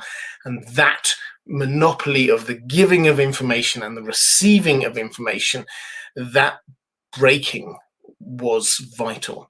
So what needs to happen in Westeros is not just lots of people dying. It's also the breaking and rupturing of the system where information and the mechanisms through which information is shared is held by a small group of people. That needs to be widened out hugely. So might that happen as a result of the events of A Song of Ice and Fire? Yes, it might. I don't think we're going to learn about that, but yes, it might. Well, Chaos Ballerina, thank you so much, saying, who do you think is responsible for the fused stone in Westeros? Did they interact with the Children of the Forest? Also, what happened to Stone Snake? Stone Snake is one of the members of the Night's Watch who went off with Jon up beyond the wall, and he basically just sort of like escaped and clambered up. He's really good at climbing, so he got lost somewhere in the mountains, not seen from again. What happened to him? I mean, it's hard to say because we have no evidence, and it's one of these things where it would just be guesswork. But the options are, I think, reasonably clear. Either he's still up there somewhere, somehow surviving and trying to make his way back down south, or he's got by the others. Those are the only two real options, I think, for poor Stone Snake. In terms of this fused stone in Westeros, this is Mostly things like the base of the Hightower. These are things which are very, very ancient. So there is some fused stone. Dragonstone is made from sort of fused, melded stone. This is Valyrian magic. And so some of the earlier stuff, like the base of the Hightower, is probably pre-Valyrian. The thing which is even more mysterious is this kind of slick or oily black stone, which things like the sea stone chair are made from. That it is a mystery. Maybe it did indeed come from space, but I think that's one of the mysteries that George R. R. Martin is not going to answer. Username redacted, saying the biggest mystery for me is what exactly the others are. They seem to be a completely separate type of creature to humans or children of the forest. Any hints to their true nature? Yeah, this is a huge mystery, and it's deliberately a huge mystery on George R. R. Martin's part. He is not telling us much. We have not, in the books, we have not had much at all. Any clues? Well, George R. R. Martin has said to us that they're not undead. They are a different kind of life, which is a fascinating way of expressing this. The feeling that he's wanting us to have is like the fairies, the she of sort of ancient Gaelic legend, that kind of idea. That if you get to some of the early fantasy literature that we have in sort of the Western tradition, where you get the she, the elves, the fairies who baby swap and kidnap children, take them off to their own land, and this is otherworldly, different, unknowing. We can't possibly understand what their motives are. That's the feel. That's the feel, because they are scary and different, beautiful, but also other. And that is the feel that George R. R. Martin is wanting. The clue, therefore, the biggest clue, I think, is the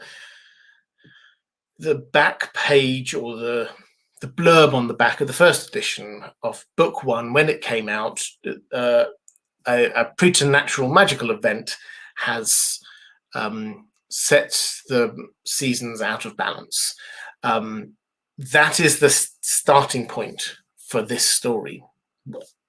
A magical event happened. Something happened. This isn't just a thing that's always been there. Something happened. Something happened to bring them into existence. And that is either a creation, in my view, like they did on the show, the Children of the Forest created the others, or a bringing in from somewhere else.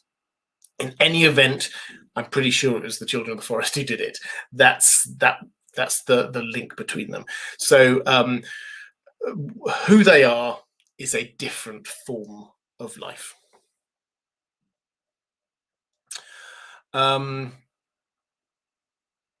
Mattia Dominique saying the best Hobbit meal name is and always will be Elevenses. Yes, I have Elevenses myself sometimes. Question from Chaos Ballerina. This is for picking out for Andrew K. Thank you. Picking out for a mod. Was the Weirwood sacrifice in Bran's vision of note, or just showing human sacrifice is part of what sustains the Weirwoods? Well, it definitely is the latter. So this is the last of the visions when Bran sees these visions through the Weirwood tree at Winterfell. The last one, so the earliest one, we get a description of what it is. This clearly is a human sacrifice. The writing very clearly hints that this is a Brandon, so presumably a Brandon Stark. Is it of note? I probably. It may just be that's when Bran's vision stopped, but and he was just like got a bit freaked out and then sort of jumped out of them. That's possible. Or it may be that this was a starting point. It's possible that this was as important as the creation of Winterfell itself as a magical place bonding with the Weirwood tree. It's possible it was that. It's possible this was Bran the Builder himself. It was a Brandon. We do not know. Lots of things are possible. At the very least, it's showing that blood sacrifices were necessary. But the link across to Bran is deliberate on George R. R. Martin's point. There's no getting around that. And if it's a Brandon Stark who is being sacrificed, who knows? Maybe Old Nan was right and the Night's King was a Brandon Stark. Maybe this is them sacrificing the Night's King. Who knows? I think it probably is something significant, but we simply do not have enough to know which significant event it is. So maybe we'll go back there, maybe we won't. Let's see if I can pick up a couple more questions. BLP, the true mystery, will George ever finish the next book? Yes, he will. I'm absolutely convinced of this. In fact, one day I'll I'm on the verge of sticking my neck out and giving a date, but I'm not quite that close. I've been burned too many times. I think it's closer than we think it is. Ian Kaplinsky saying, which mystery do you think that the community has 100% solved? R+L = J is the answer to that. This is a mystery in the books. It's still a mystery in the books. And it was solved within the community. And that was, it was before I was part of the A Song of Ice and Fire community. So I can personally claim absolutely zero credit for this. Wiser and better brains than me picked through all, when they just had the first couple of books, picked through all of the hints and clues and came up with that as the most likely solution. And then that just got added to. And this is effectively canon now. Yes, there are a couple of people who would disagree, but I think that for me, the community did solve that one absolutely 100%. Okay, so Vil says, what happened to your signature black shirt? I didn't know I had a signature black shirt, but what I find is, as we're doing this, what I find is that with my background, it's quite light, and with my rather pale skin, if I wear a light coloured top, then I just sink into the background. So I tend to wear darker coloured shirts, and that's as far as my thinking goes. When I get the new backdrop, which will be at some point in the next few weeks, as I said at the beginning of the show, I'm slowly upgrading the live stream experience. So hopefully the visuals are a lot better now. The audio next week, that's going to be improved. And then a couple of weeks after that, the background hopefully as well. Username redacted. What happened at Hardhome is a really good question. So Hardhome, 600 years ago, maybe 700, I forget, was destroyed. We don't know how, we don't know why. We know that there were huge flames that could be seen from the wall, which is hundreds of miles away. We're told two bits of information, which are the clues that we have to go on. The two bits of information is that allegedly people came and took some people away by boat. And the second is that the ground is all charred. So what does that mean? Well, that leaves lots of different possibilities. But my favorite theory, we don't have the evidence to say it's right, but it fits, is that this was during the time when Braavos was still the secret city. And Braavos was a rebellious city. The Valyrian freehold were holding sway over much of the continent of Essos, and Braavos were there, a city set up by slaves who had revolted against the Valyrian rule, effectively. and they were not now just like a minor village somewhere. They had grown to be an incredibly powerful city, and of course Valyria will be wanting to know, where are they? They're hidden away. Now they will have known that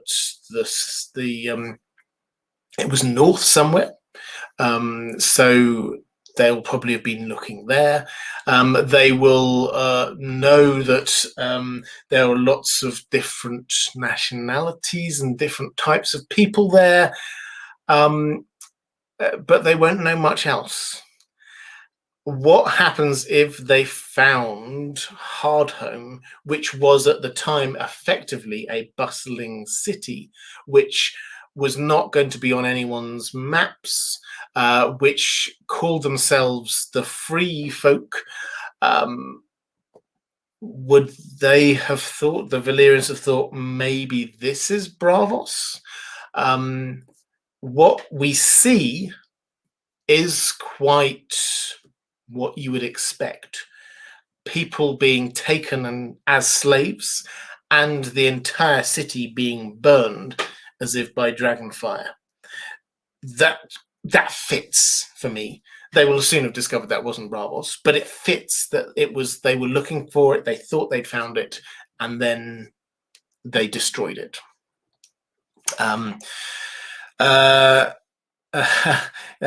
Cogita go saying Robert's watch is over, no need to take the black anymore. Excellent. I agree. Weirwood saying he won't have to cover his desk with a sheet anymore with a backdrop. Yes, that's the idea. I'm hoping to have a nice sort of backdrop thing here. Okay, so in Kaplinsky saying, do you think that the Winds of Winter will swell with characters, houses, etc., before slimming down for a Dream of Spring? And do you think Mr. Martin is writing both books, tending and pruning as he goes? Now, he's writing one book. He's confirmed this many times. There's no reason for him to be lying about this. This book is going to be massive, The Winds of Winter, but he is just writing the one book. And then he will go on to A Dream of Spring after that. In terms of will he be introducing, there will be new characters and houses and things like that, of course. But where we are now, at this moment, is the story at its widest expanse. From this moment on, it's going to start constricting back, down, and in. What I mean by that is that right now we've got lots of characters all the way over in Meereen, Dany's in the Dothraki Sea, Arya's in Braavos, dotted about all over the place. All of those characters are likely to head back to Westeros by the end of this book. The Starks are likely to be coming back into Winterfell. Bran is going to be coming down south. Rickon's going to be coming in. Sansa's going to head up there. And so this is everything. The story is going to start coming back together. So yes, George R. R. Martin, he won't be able to help himself, I'm sure, introducing us to new characters, but we're at the biggest extent. From here on, it's going to start to concertina that back in and become a much tighter narrative, which means that we're going to have this. Got me off into something I've thought about far more than I probably should have done, but it means that we're going to start having a lot more chapters where we've got several POV characters in the same place, and George R. R. Martin is going to have to choose whose POV we're going to see stuff from. Most of the time at the moment, there's just one POV character in that area. Brienne's been wandering around, or Davos doing his thing. Tyrion's been doing his travels on his own. We haven't had other POV characters. When a POV character leaves an area and George R. R. Martin wants to carry on telling the story there, then he introduces a new POV character. When Tyrion left Fagon, John Connington got introduced as a POV character. When Dany was about to leave Meereen, then we get Barristan introduced as a POV character. When everybody leaves the Wall, Jon's about to die, Melisandre gets introduced as a POV character. So there's usually just one POV character in each place, but usually not always. But what we're soon going to find is when, say, Team Dany gets assembled, we're going to have Tyrion and Dany both there, two of the main POV characters, together on the same rough plot line for half a book or more, of the Winds of Winter, and Sir Barristan and Victarions coming into the same place as well. We're going to have choices of whose POV are we going to see events through. So that's going to be a different style for George R. Martin, something he'll have to. I mean, he will already have been wrestling with, I'm sure, when he's writing The Winds of Winter, not just telling the story, but deciding which is the best angle to tell the story from. Jay Martinez saying, you're the reason I started the books. I'm on book 3 now. Fantastic, thank you. Love that.